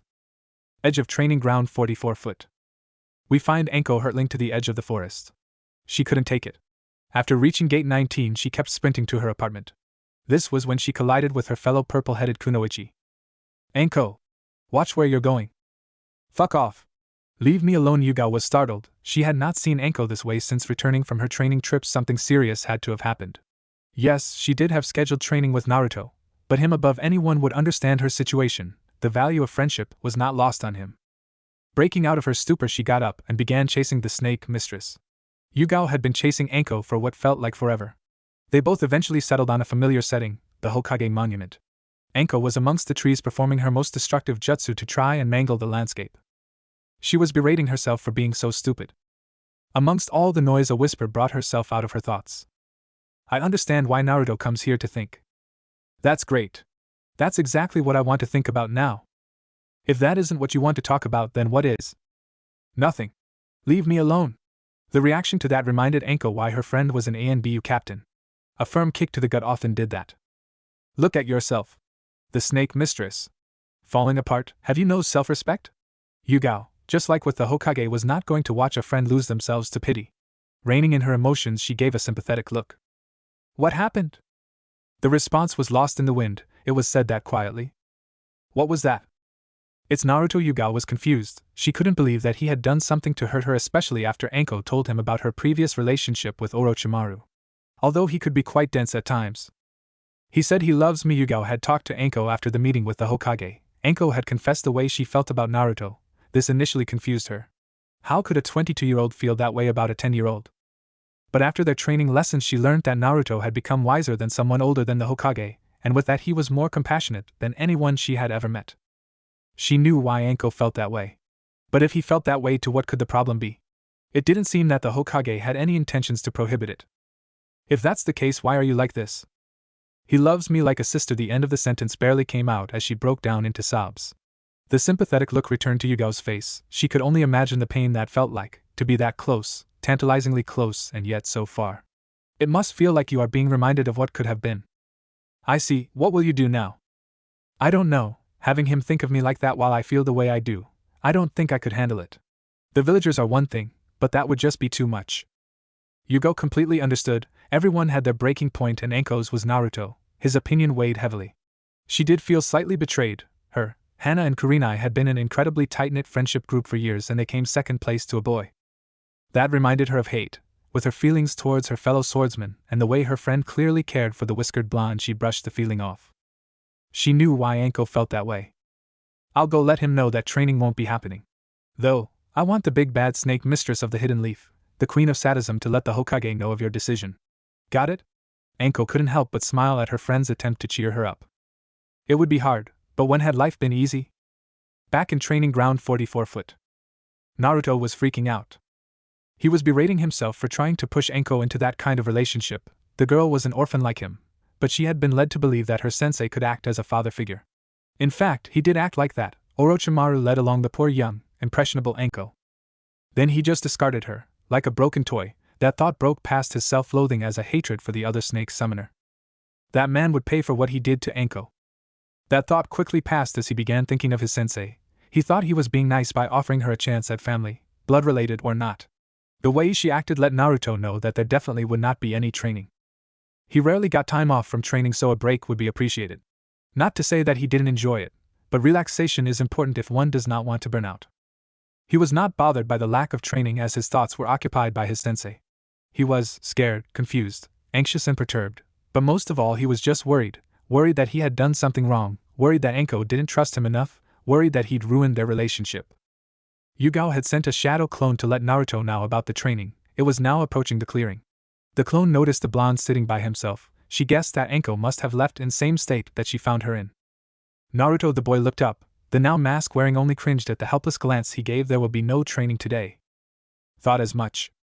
Also, I would like to ask that you keep your distance from Anko-chan, at least for the near future. You will see the Hokage in a week's time. Until then you will only be able to train by yourself. Naruto frowned. Unfortunately, I will no longer train you as well. I have recently been given a higher priority role and will have less free time. She couldn't outwardly say that she had become an ANBU captain, as that was classified knowledge. I see, thank you for telling me. You can go now. That's dumb. The tone of self-directed hatred stung Yugao. She wanted to tell him that everything would be fine, that he didn't do anything wrong, but protocol dictated and regulated how she acted, so she kept the emotions behind the mask. Naruto flashed back to his away before Nico could respond. She only stood there. She felt guilty. The timing for this news was horrid. It must have felt like the world was ganging up on him. She couldn't have been more right. Yugao let out a long sigh before dispelling. A week later. The last week had been pathetic. Naruto promised himself and a few others that this year he would get his act together in the academy. The second day, second, and he had already failed. In truth, he had locked himself away, not in his house but out of the village. He followed a faint version of a signal that he often received. These, as explained by the Hokage, were Minato's markers. They would feel faint as the chakra signatures were similar. This particular marker was half a day's walk from the village. It was exactly what he needed. The Hokage monument, especially his father's head, had always been where he went when he needed to think, but the problem was it wasn't truly getting away. He had come across a destroyed cottage, a pile of rubble. The seal he found was a mangled kunai with the seal barely visible. The best thing he could choose to do at that point in time was to rebuild this cottage. That would be the perfect way to forget. He used no clones, there would be no rushing of this. He needed to get this done himself. His clones may have qualified for this, but he would never have the experience of rebuilding it. He would have the memories, not the experience. He would go out and hunt for rabbits and boar. He wouldn't use any jutsu or techniques, nothing that reminded him of being a ninja and in turn Anko. It felt a little weird. He wasn't some old hermit or some traveler, but he had enjoyed his time rebuilding the cottage. He could understand why his dad had this little house, a getaway, even on occasion a safe house. He was told that he was to meet the Hokage today, but he just couldn't. He wasn't ready yet. He didn't know when he would be ready, but he didn't care about that right now. Village hidden in the leaves. Hiruzen was freaking out. He had no idea where Naruto had gone. 1 week ago, he just vanished, nothing, no word to anyone. A lot of other people had also noticed the vacancy left by the blonde. Shikamaru and Shino had been overheard by Ino, who lived up to her reputation as the gossip queen. Later that day, everyone knew that Naruto was gone. There was no way he was in the village. No one could find him. Yuga was perplexed. She was the only close friend of Anko's, so when the news hit, she herself was worried. When she had to explain this to Hana and Kurenai, she played it off as acting as the Jinchuriki's hidden bodyguard when he was younger, and began to take a liking to him. Thankfully, the two accepted it. What confused her and the other two was the usually aloof and sadistic Anko had begun to live up to her name as an ice queen. She had become cold towards everyone outside of her friends, even they were on the receiving end of her newly found temper a few times. Her play toys at the TNI department, the people she could torture, were no longer really interrogated, they were just beaten. Once Ibiki learned of Anko's temperament, and her use of the prisoners as an outlet, he brought the information to the Hokage. She was immediately taken off duty. This only further enraged the purple-haired kunoichi. Hiruzen questioned her about the change in demeanor, to which he got a polite "fuck you." Respecting the woman's desire to be left alone, he let her go. That did not mean that he did not order Nico to tell him what she knew. Oh, that conversational was swell. He was too old for this. He did not have time for two people having relationship problems. He had a village to run, and as Naruto had not yet graduated, he could not justify missions to look for him without having to reveal his heritage. Jinchuriki or not, they could do nothing. In the academy, multiple students were worried. The Nara, Abirame, Akimichi and Hyuga heirs were all worried for their classmate. Iruka was just like those students. He couldn't think straight, not knowing whether his younger brother was okay. He had asked the Hokage to be told immediately when they received news on Naruto's whereabouts. The clan heads were mimicking the actions of their heirs. Not only was Naruto the son of their village's greatest hero, but from a militaristic point, the loss of a Jinchuriki, especially that of the nine-tailed fox, the most powerful tailed beast. Anko couldn't take it anymore. She was scared, and if there was something that she could never be described as, it was scared. She thought that she could at least remain amicable with everyone, but it seemed that everyone she looked at reminded her of the whiskered blonde. This made her happy because she loved, then it made her worry because he was missing.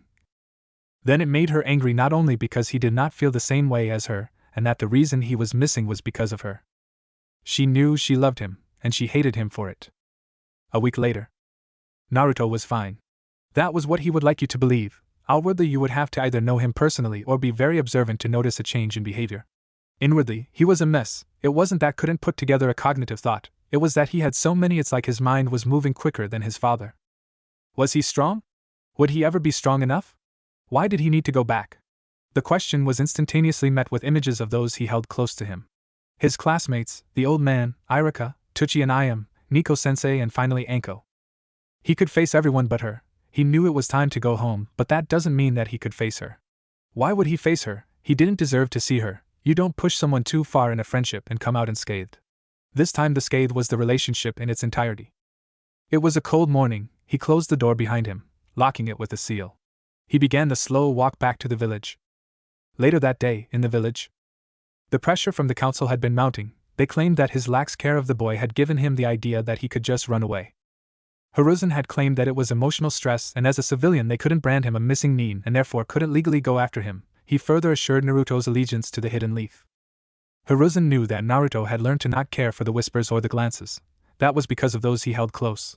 But what would happen if the one he likely held closest turned her back on him? Would that be the straw that broke the camel's back? The aged Hokage was brought out of his musings by his assistant. Hokage-sama. Naruto-kun's back.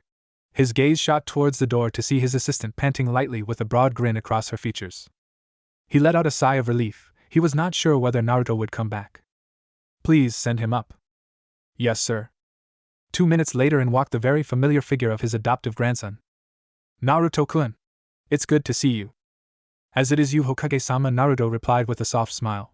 You had me worried for a while. I was not sure if you would return. Naruto simply gave a frown. I'm disappointed that you would question my loyalty, Hokage-sama, especially after my multiple statements of wanting to make my parents proud. I'm sorry for that, but it is simply because I worry about you. I was told of what happened. Seeing the frown deepen, he was quick to try and not lose the conversation. I do not wish for you to tell me if you're not ready. Even if you're never ready, I can wait. You don't have that long to wait, Hokage-sama. Hiruzen did not mind jokes about his age, as he admitted on many occasions that he was too old for the position of Hokage. He was very happy that Naruto had made that joke, as he knew it was a sign that he was closer to earning his trust back. While that is true, I am being honest. I do not want to force you into something that you are not comfortable with. Thank you, Hokage-sama. Now would you be able to tell me what you did while away? Sorry, Hokage-sama. I would very much like to tell you, but for the point of secrecy of where I was, I can't. I will assure you that I did nothing that would be considered detrimental to our village. Naruto believed he knew the reason as to why his father kept that cottage hidden, and he would do so for the same reasons. A shame, but I have faith in you. Can I ask one thing of you? Of course, Hokage-sama. Please do not leave without warning again. You have no idea how many people you scared. That confused Naruto. He knew that he had friends, but he didn't think that they would care too much. It gave the boy a fuzzy feeling knowing that people cared about him. I was unaware that would be the case, Hokage-sama. It will not happen again. That's all I ask. You may go, Naruto-kun. Jiraiya will be in the village in 3 days' time. He wishes to speak with you. And with a bow, Naruto made his way out of the Hokage's office. It was mid-afternoon. The academy must have finished an hour ago, so Irika must still be there. That would be his next stop. He could pay for dinner at Ichiraku's, 2 birds with 1 stone. The academy?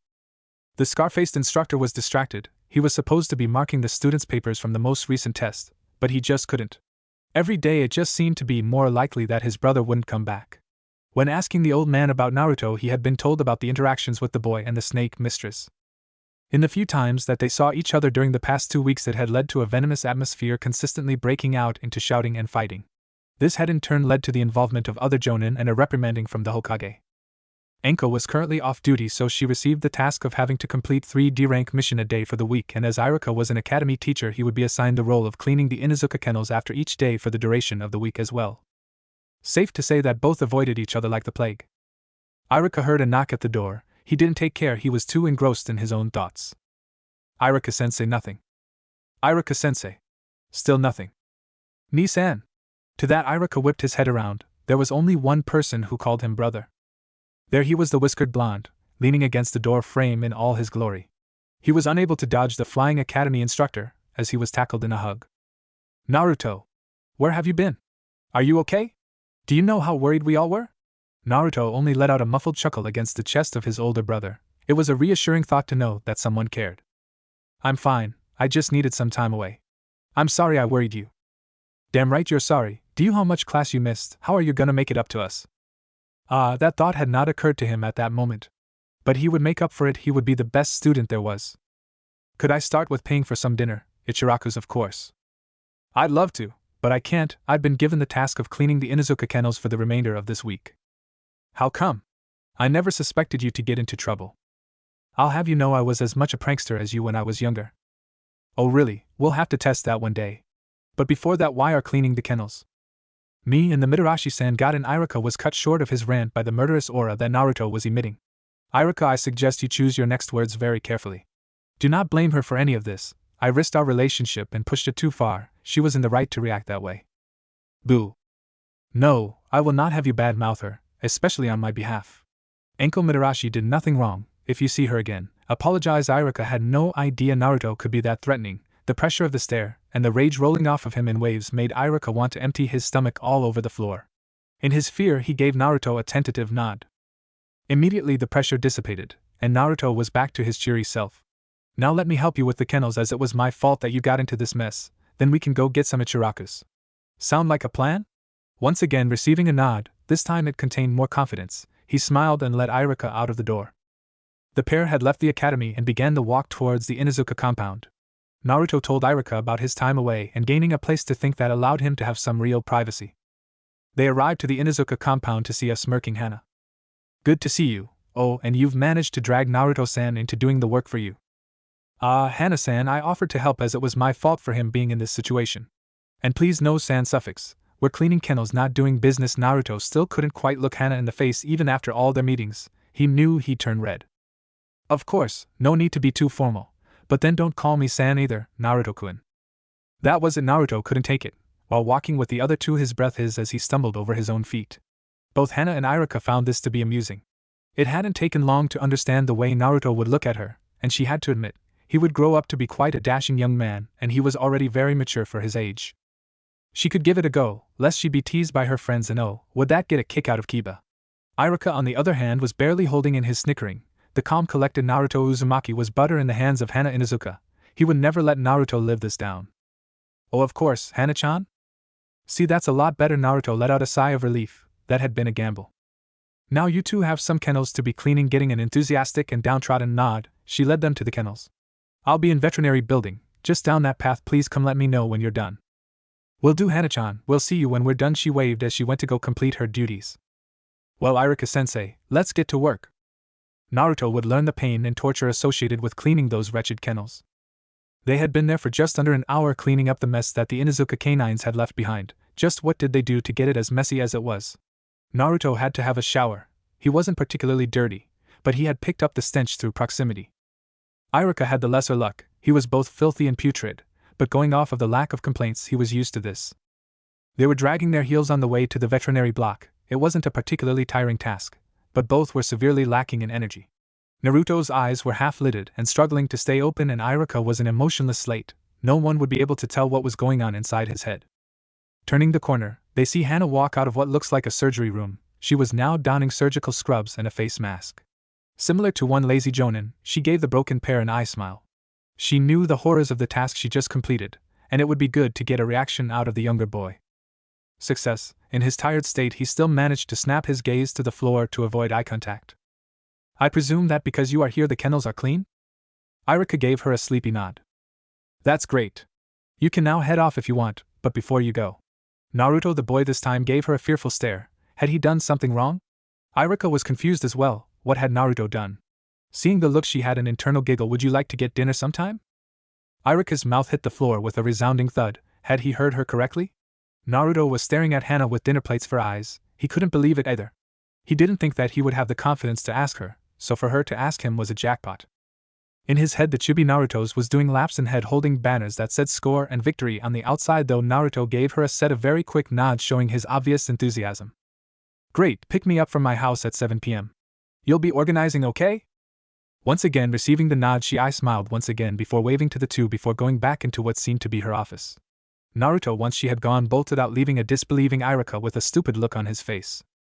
What in the seven hells just happened? And with that question, he followed his adoptive brother's cloud of dust out of the Inuzuka compound. That afternoon, Naruto had spent the better part of 4 hours planning for this date. He asked Choji's opinion on the best place to eat. Unsurprisingly, that had been Yakiniku-Q, Choji's favorite barbecue shop. He was told that the second-floor dining was perfect for dates, as the cubicles were smaller and more intimate.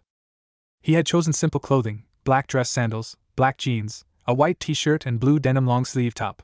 He was currently on his way from the Hokage, who had recently allowed him an IOU as he could not use any of the funds from his parents' wills. He had booked one of the best cubicles. It was quite private. He did not want the date ruined by the whispers and stares. He had gone to the restaurant beforehand to make sure that he would be accepted. That seemed unnecessary as they all treated him with the utmost respect, many even using the sama suffix. He, of course, told them to please treat him like every other customer, to which they obliged. He planned to pick her up at 7, take her to the reservation at 7:30, eat until 9, go for a walk until no later than 10:30, and have her back before 11. He had his clothes all set up and ready. This would go perfectly. Inuzuka compound. Hana was stressed. She thought that getting ready for a date would be easy. People do this all the time. Why wouldn't it be? But she found herself second-guessing every decision she made. Red dress or purple dress? Red dress, she finally decided. It would match the clan marks. The dress itself was cut out before the shoulders, pointing towards the neck, finished at the knees with a black waistband. Black sandals, they were the most comfortable and kept her feminine figure. Inuzuka was amused. Watching her daughter prepare was hilarious, as she had no idea what to do. Her daughter had never accepted a date before, so what changed? Which males swept her off her feet? She needed to know. Hana-chan? Yes, Mum? Hana fumbled to the counter to see her mum. What are you doing? What would Hana say? She got lost in thought while her face burned brighter and brighter in anticipation and embarrassment. When she realized that she had not answered, her answer barely came out. I'm preparing for a date tomorrow. What? Why are you so interested? Oh, no reason. This has to be the first date that you accepted. Funny you say that. This confused some. What else could it be? What is it, pup? Why is that funny? Will, I might have been the one that asked him out. That confused the Inuzuka patriarch even more. She was broken out of her stupor by her snickering brother. Poor Naruto-san raised an eyebrow at this. She wondered about the relationship between her daughter and the young boy. He was clearly fond of her, but she played stupid. Kiba, why is that? Oh, you know, not being able to look Hana in the face without practically passing out. All his confidence goes out the window when she's involved. Kiba walked off after that statement, while still laughing at his friend's misfortune. His sister, the girl his friend liked, was interested in someone else. He could not be more wrong. Some after taking in that statement looked at her daughter. She looked like a deer caught in headlights. Who is it, Hana? That tone was that of a clan head. She was demanding an answer. Well, Irika might have brought someone with him today to clean the kennels. That boy claimed that it was his fault for the incident between Irika and Anko-chan. Oh my god! You didn't ask Hataki out, did you? Someone said that he brought that topic up. That confused Hana. She thought that the answer was obvious. Or maybe she was just being paranoid. No, of course not. Maybe I need to rephrase that. He was the one they were arguing about. He went missing for 2 weeks and they were pointing the finger at who to blame. That clicked in Sim's head. Her expression soon matched Hana's. Her daughter had asked out the boy who was infatuated with her. How hilarious, then the final thought occurred in her mind. Poor Kiba. To that Hana gave a sheepish chuckle. Yep, well, he'll find out at 7, tomorrow afternoon. Sim's response was to almost fall over in laughter. The next day, lunchtime. Karina, Yugao and Hana were all sitting at their regular coffee shop. Anko was still distancing herself from everyone. Hana was going to tell them about the date planned. I have a date tonight. The bombshell had been dropped. This caused Karina to nearly choke on her tea. Yugao gave a small chuckle before responding. It seems the ice queens are dissipating. I've got hate. Nai-chan has a summa when he returns from the Guardian 12. That got a scoff from Karina. Yugao noted it before continuing. And you have who? Who managed to get you to accept, she said whilst pinning Hana with an interested look. I asked him out. Actually, this got raised eyebrows. These girls were not known for being forward in date, so the surprise was evident. What? Is it so hard to believe that I'm interested in someone? The response were blank stares. You and Nai-chan have been the coldest towards the guys, so I find it hard to believe Karina was more interested in finding out who it was. Anyways, who was it that swept our young Inuzuka off her feet? Rewaki. Sorry? Didn't catch that. Karina was amused at the bashfulness her friend exhibited. Naruto Uzumaki. The silence was deafening. The 2 other girls were stunned. Karina had heard a lot of things of the young boy. Recently he just seemed to be like everyone else, if not slightly nicer. Yugao on the other hand was having an internal freak-out. Hana and Anko like the same guy, and it's Naruto of all people. This is so fucked. Chapter 5. With Naruto 6 months later. It had been half a year since his date with Hana. It had only been recently that they had made it official, much to the ire of Kiba. His response had been similar to when you overload a seal with too much chakra volatile. He received a reprimanding from his mother and had been forced to apologize. Naruto had met with Jiraiya and had finally signed the Toad summoning contract. Naruto had really struggled to keep that quiet. He was currently in the hidden waterfall village. Flashback 3 months ago. Naruto was making his way to the Hokage Tower. He had missed the last chance to meet with Jiraiya due to his mental disposition. Jiraiya had been briefed on the relationship issues and decided that the topic would be taboo unless brought on by Naruto himself. Jiraiya had also been told of a ninja that was willing to keep up his spy network, to which scoffed, not believing that some kid could perform the tasks necessary. That was disproved by Genma Shirani's skill in maintaining the spy ring. In fact, he had outperformed the Toad Sage as he did not waste any time researching. Against all his protesting, Hiruzen had forcefully removed him from his role as spy master. The white-haired man in defiance said that he would still take up his sen traveling rights and regular trips around the shinobi nations, to which Hiruzen had no problem with. Naruto, when informed, was ecstatic. He would have a sensei again. Ever since the Anko debacle, he had stuck to training himself, and as he promised to focus on his studies, all training had taken a sharp halt. Naruto had practically made no progress in creating the wind-style Rasengan by putting the wind elemental chakra into the shape of the Rasengan. On the other hand, implementing the change in chakra nature to the already formed Rasengan had minor successes. He needed to create a slightly smaller Rasengan to allow for the wind chakra he would pump into it, but with Jiraiya's training and size manipulation he would undoubtedly speed up in the forming of a complete jutsu. As Naruto kept on his walk, he would think about the last 3 months. He had had 4 more dates with Hana. All of them had gone off without a hitch, and he couldn't be happier. Naruto had returned to the academy, and was currently sitting in the middle of the class along with Choji. Shikamaru had become the new dead last, but Naruto's nickname had stuck. Kiba also wasn't that far in front of the Nara heir. Him and Ino had become closer as well. She wasn't attracted to the boy in any sort, as she still had her heart set on her Sasuke-kun. Naruto had voiced his displeasure to her, to which she used her love for the boy as drive to be a proper ninja.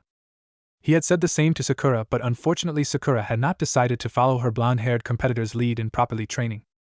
The trio of Naruto, Shino and Shikamaru had also become quite close. Due to their shared knowledge of Naruto's parentage, they would get together.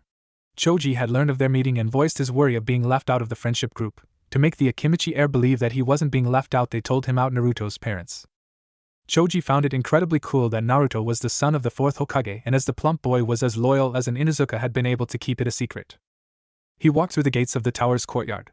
The dust garden allowed him some final seconds of remembrance before finally entering the building. Seeing his older sister figure, he waved, "Hey Nei-chan."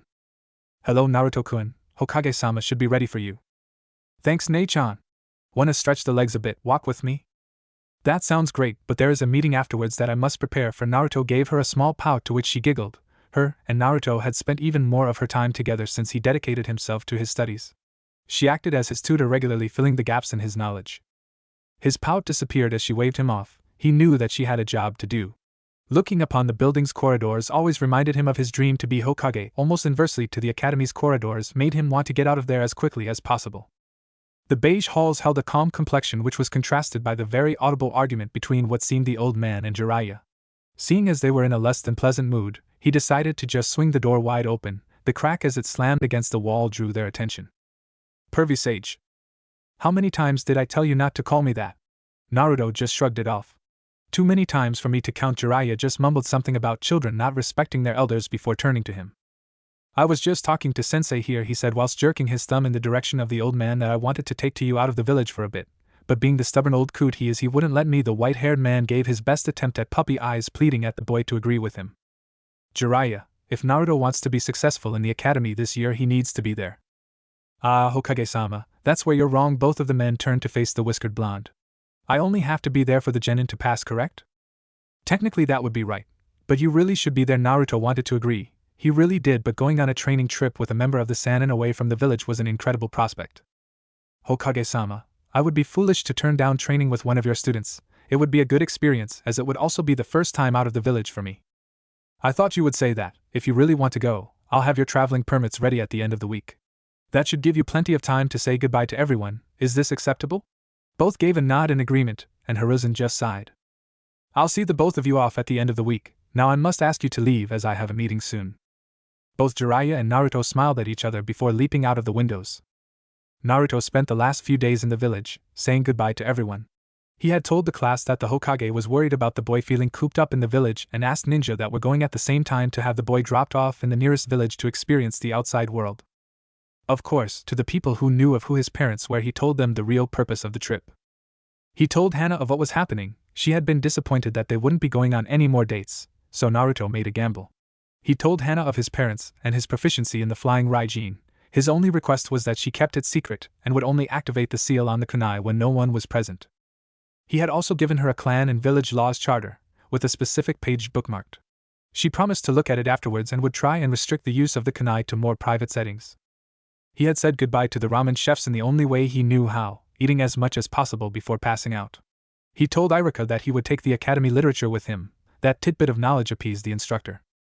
It had come to the end of the week. Jiraiya, Hiruzen, Iruka and Naruto were all at the village's main gate. "Well, I suppose it's high time we set off, hey brat?" "Sure thing, pervy sage. See ya later, Nisan. Goodbye, Hokage-sama." Both took off, waving behind them. The two figures left early in the morning, so the luminous oranges and pinks were still present, surrounding the now two silhouettes. A week later, on the road to the hidden waterfall. Hey pervy sage. What do you want, brat? What will be the main point of this trip? Naruto was getting a bit impatient. They had been on the road for 7 whole days and they had done nothing. Naruto had just done similar wind-style Rasengan training and the hummingbird taijutsu style just with smaller groups of clones. I was wondering when you would ask me that. Well, now that you are curious, I might as well just show you. Finally! I've been waiting for this. Calm down, I've been waiting for a while to give you this. Jiraiya, biting his right thumb and then smearing the blood against the left palm, then going through the hand signs boar, dog, bird, monkey and ram. Summoning jutsu. From a puff of smoke, Jiraiya appeared on top of the same toad as before. This time the toad had in its mouth a scroll, a red and green scroll with gold lining. Is this? Naruto let the question draw out. He had heard of his dad's escapades with the toad's boss summon Gamabunta, this as well as Jiraiya himself with Gamabunta's brother Gamaken. You bet. Now, go ahead and open that scroll and take a look inside.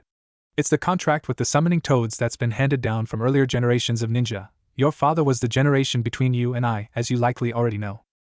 Naruto did as the toad sage asked and unraveled the scroll, seeing the list of names, right to left, seeing the name furthest on the left, his breath hitched. Apart from his jutsu and being inside his house, this was the closest he had been to his father. Running his hand over his father's signature, he steeled himself. Biting down on his right thumb, similar to Jiraiya, he allowed the blood to flow before signing his name. Then tapping the fingertips in blood, he planted them down on the scroll to finish signing the contract. Find the place where you want to summon the creature, then build up chakra and put down the hand you used to sign the contract.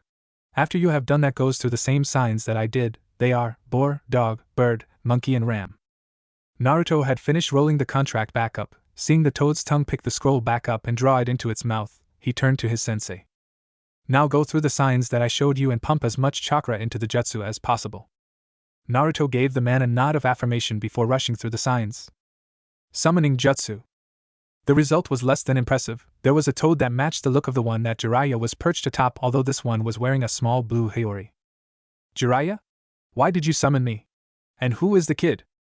Gamakichi, you've grown so big since I last saw you. The brat is your new summoner. So, this is the brat that you've been chatting to Uncle Ken about, is it?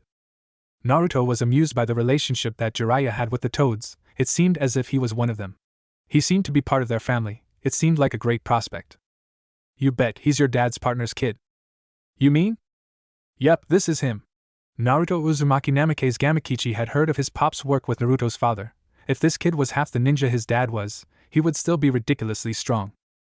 That's so cool. Ma and Pa have been waiting for him to sign the contract, and when we were going to meet him, I get to tell them. Turning to the smirking Naruto, Gamakichi realized that he was probably summoned for a reason. What can I do for you, kid? Oh, sorry, I was just trying out the jutsu. Next time I call for you, it'll be for a reason. That's cool, though next time you call me or my brother, you better have a snack ready. See you around, Naruto. See ya. And with that, Naruto had become a summoner of the toads of empty Mayaboka. Naruto was now the second person alive to be able to summon them, and joined a minute few who had ever had that privilege. This is so cool, pervy sage. I let you summon the toads, and you still call me that, you ungrateful brat. Jiraiya's rant, while it might have come across as serious, he enjoyed the affectionate nickname. It just proved how close the two were. No, this is really great. Thank you for the opportunity, Jiraiya-sensei. Naruto finished with a small bow. Jiraiya frowned inwardly, though on the outside he smirked. Naruto should not cower under the gaze of anyone. Naruto, do not forget who you are. Do not be afraid to be who you are, show respect. To go against what you believe in to appease someone, it's unbecoming. Naruto had a thoughtful position as his sensei spoke. Jiraiya was right, Naruto was losing himself. Time to get that back. You got it, pervy sage. You brat, that doesn't mean you should call me that. Jiraiya bopped him on the head. It was good to see the kid with some passion again. 4 days later. Naruto and Jiraiya were on the outskirts of the hidden waterfall village. The older of the two had told a contact of his that he would be coming to the village very soon. He had told him of his arrival, as their village was quite paranoid about intruders. They had never been invaded, they prided themselves and didn't intend to lose this reputation. Should anyone come unannounced, they would be turned around and barred entry into the village. Even someone with the stature of the Sannin would be refused access. Naruto gazed upon the massive tree. For a village hidden in the waterfalls, their biggest feature was that tree. It had to be almost a kilometer tall. As he marveled at the sight of the tree, he did not notice their approach to the bridge. This bridge connected the village to mainland. It was obviously used for transporting goods. At the base of the tree was what appeared to be an opening, a massive archway. Naruto guessed it was the entrance to the village. As they closed in on the bridge, they were stopped by what seemed to be a guard. "Hold up there, who are you and what business do you have here?" "I am Jiraiya of the Sannin, this is my apprentice Naruto Uzumaki. I have already alerted your village of my arrival. We are here to talk to Hizen-sama." "Ah. I apologize for my ignorance, Jiraiya-sama. Please follow me across the bridge." "See, kiddo, that's how you treat someone with the respect they deserve." "What do you mean, you old coot?" The bridge guard simply chuckled at the interaction of sensei and student. He was more than aware of the feats of Jiraiya of the Sannin, and for him to take on an apprentice he must be skilled. Crossing the bridge was immense, the sparkling water, the mammoth shadow cast by the great tree was astounding. Naruto was so caught up in the sights that he hadn't realized that he had made it to the base of the tree. The guard made a hand sign and flared his chakra. It must have been a signal, as two more shinobi wearing similar clothing. "These two will take you into the village, follow them and you'll be there in no time." Giving the two a polite smile, he waves and started making his way back across the bridge. The pair turned to the new set of guards before shrugging and following their lead. Just like with the bridge, it was a short walk. The majority of the time was spent in complete darkness. It was a short while before Naruto noticed light emanating from the end of the tunnel. Before anyone could say anything, Naruto had taken off like a rocket. Jiraiya looked at the two amused expressions on the guards' faces before letting out a tired sigh. As mature as he was still a child. With Naruto, he had just made it out of the tunnel to be met with blinding light. It took some time for his eyes to adjust. When they finally did, Naruto froze. The village appeared to be in a valley. On every peak there seemed to be a waterfall of some sort. "No wonder they call it the hidden waterfall," he thought with a blank expression. He had completely forgotten about his sensei and the point of their venture. He got to experience a new village. This was so cool. He bolted towards the shopping district. Upon reaching there, it seemed to be like a smaller version of the Leaf Village. People were a bit apprehensive of him, but he put that aside as he was new. There was a smell that caught him. It was familiar yet different. Ramen. Seeing the small stand, he ordered his usual, 3 large bowls of miso ramen with extra chashu. "You sure you can eat all that, kid?" The stand owner looked at him curiously. There was no way this boy put away that much food. "Wouldn't have ordered it, I couldn't." Naruto shot back with a foxy grin. The man just chuckled. 3 bowls coming right up. It was half an hour later when Naruto had finished eating. He had ordered 5 more bowls, leaving the money on the counter to a very satisfied shop owner. Before he could leave, he noticed a commotion outside. A crowd had gathered and appeared to be making some noise. The blonde was curious. This crowd were downright furious. Pushing his way to the front, he noticed a girl his age staring at the crowd, forcing a smile, so forced that it looked painful. Naruto saw that she was the one being shouted at, and couldn't help but think of his treatment in his village. This had never happened to him. He dashed forward, scooping the girl up before she could protest and leaping away. While Naruto was hopping from rooftop, she was screaming at him to be let down. Reaching a small secluded part of a park, he did just that. "Hey! Let go of me!" "Sorry, did I hurt you?" Naruto knew that what he did might not have come across the way he meant, but he was just worried. All of the girl's protests died in her throat. Had someone just been worried about her? Before she could respond, he continued, "Sorry, I saw what happened and thought I'd intervene." Naruto tried to give a chuckle, but the nervousness was evident. The girl was dumbfounded. "Don't you think the same way as them? Don't you think that I'm a monster too?" Naruto had never been on this side of the conversation. "No, you look just like a girl to me." "Don't you think I'm evil because of it?" Naruto pieced it together before he quietly breathed out, "You're a Jinchuriki, aren't you?" The girl was still confused. That term was not widespread. They were normally referred to as containers. He must be in close proximity to another one to that term. "Yeah, and so what if I am?" "This is so cool." He had been saying and thinking that a lot recently. The girl's face looked like it had just been hit by a shovel, the expression of complete confusion. Naruto simply lifted up his shirt. The girl blushed and tried to look away, but before she could, she spotted black markings along his stomach. The markings looked like a seal. "Wait, that means?" Almost as if reading her thoughts, he spoke, "Yep, I'm one too." Naruto wasn't proud of being a Jinchuriki, but he had just found someone who shared the same burden that he did. Naruto quickly noted that he had rushed into the conversation, letting his shirt fall back down. "Sorry, I never asked your name?" Once he had slowed down, he took a good look at the girl. Lime green hair, deep orange eyes and beautiful caramel skin, wrapped up in a white 2-piece set, paired with fish nets. Overall, she was the image of exotic beauty. The girl's visible surprise faded from her face before responding in a chirpy manner, "I'm nice to meet you." Naruto had a gentle smile. He was the exact same when some showed interest in him. He too leapt at the opportunity for a friendship. "It's nice to meet you too. I'm Naruto Uzumaki. What were you doing in the village?" Her mood sullened. "I was shopping for groceries." "Cool, let's get back there and finish you shopping." Once again her face showed a wide grin.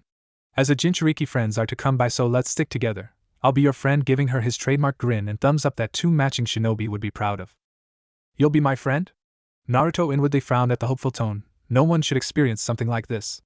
Receiving a reassuring nod, she continued, if it feels this good with one friend, then I'll make 100 friends. Sounds like a plan. Before we go shopping, we should meet with my sensei. Why? Well, I kind of just ran off and he's probably wondering where I am, or he's busy perving at anything that resembles hot springs, he lamented inwardly. He's really famous. I'll tell you about him before you meet him, as he can often be quite underwhelming. Fu was excited. Could she make another friend? Really? Who is he? Jiraiya of the San, and Fu just froze. Her new friend was amongst legendary company, to be trained by the likes of Jiraiya. That's so cool. Oh no, she was beginning to sound like him.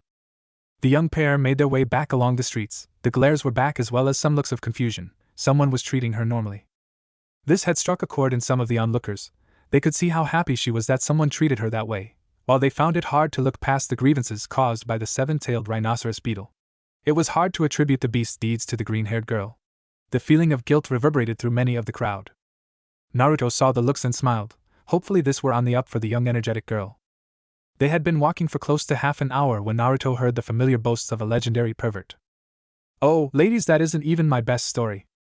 That's incredible, Jiraiya-sama. You must be incredibly strong. Indeed I am. Naruto's face fell upon hearing his sensei. The man had no care for his image or self-respect for that matter. Fu simply quirked an eyebrow. This couldn't be the same Jiraiya that Naruto was talking about. Fu, wait up, I've got to go prank my sensei. She did as told and waited for the young blonde's returns. Only 3 minutes later the boy returned with a devious smirk plastered across his features. This was contrasted by the look of a distraught man who appeared to be in his 50s. I can't believe you left your child unattended, you sick old man. Naruto just snickered while the aforementioned man just gave the boy a venomous look. You actually told them that I left a child to go do that? Hey, you're the one who was wasting time, Naruto said indignantly. Because you ran off, I had no idea where you went. Naruto instantly stooped and scratched the back of his head while giving the man a sheepish grin.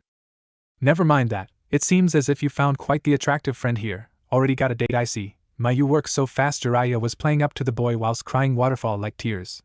Both of the Jinchurikis blushed a deep crimson. I don't like what you're insinuating, pervy sage. Naruto was aware of his clan's commitment to repopulate. At least that was the nicest way to put it. Fu lost the rose tint that adorned her cheeks. Did he not want to spend time her? Sensing the worry from Fu, he sparked a conversation. Me and my new friend Fu here, gesturing and the once again blushing girl. For being put on the spot, we're looking for you just before we go shopping for some groceries for her. The girl gave an affirmative nod to the older man. Well, he has always had something with the ladies. I presume he's told you about me? Indeed, pervy sage. No. Now you have other people calling me that too. Going back to the exaggerated crying. The rest of the day was spent collecting the groceries and looking for a place to stay. Naruto had decided to bunk with Fu, while Jiraiya was not offered the same honor on account of his demeaning habits. End flashback.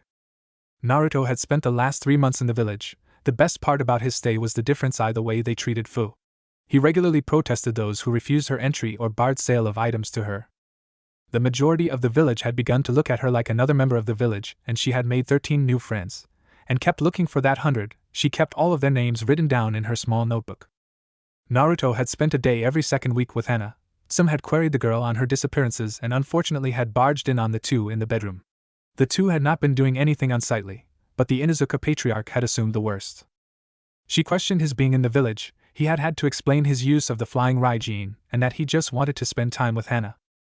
Tsum was floored. She had never expected this child, who apparently had never showed any enthusiasm in the academy, and more than struggled in the academic pursuits.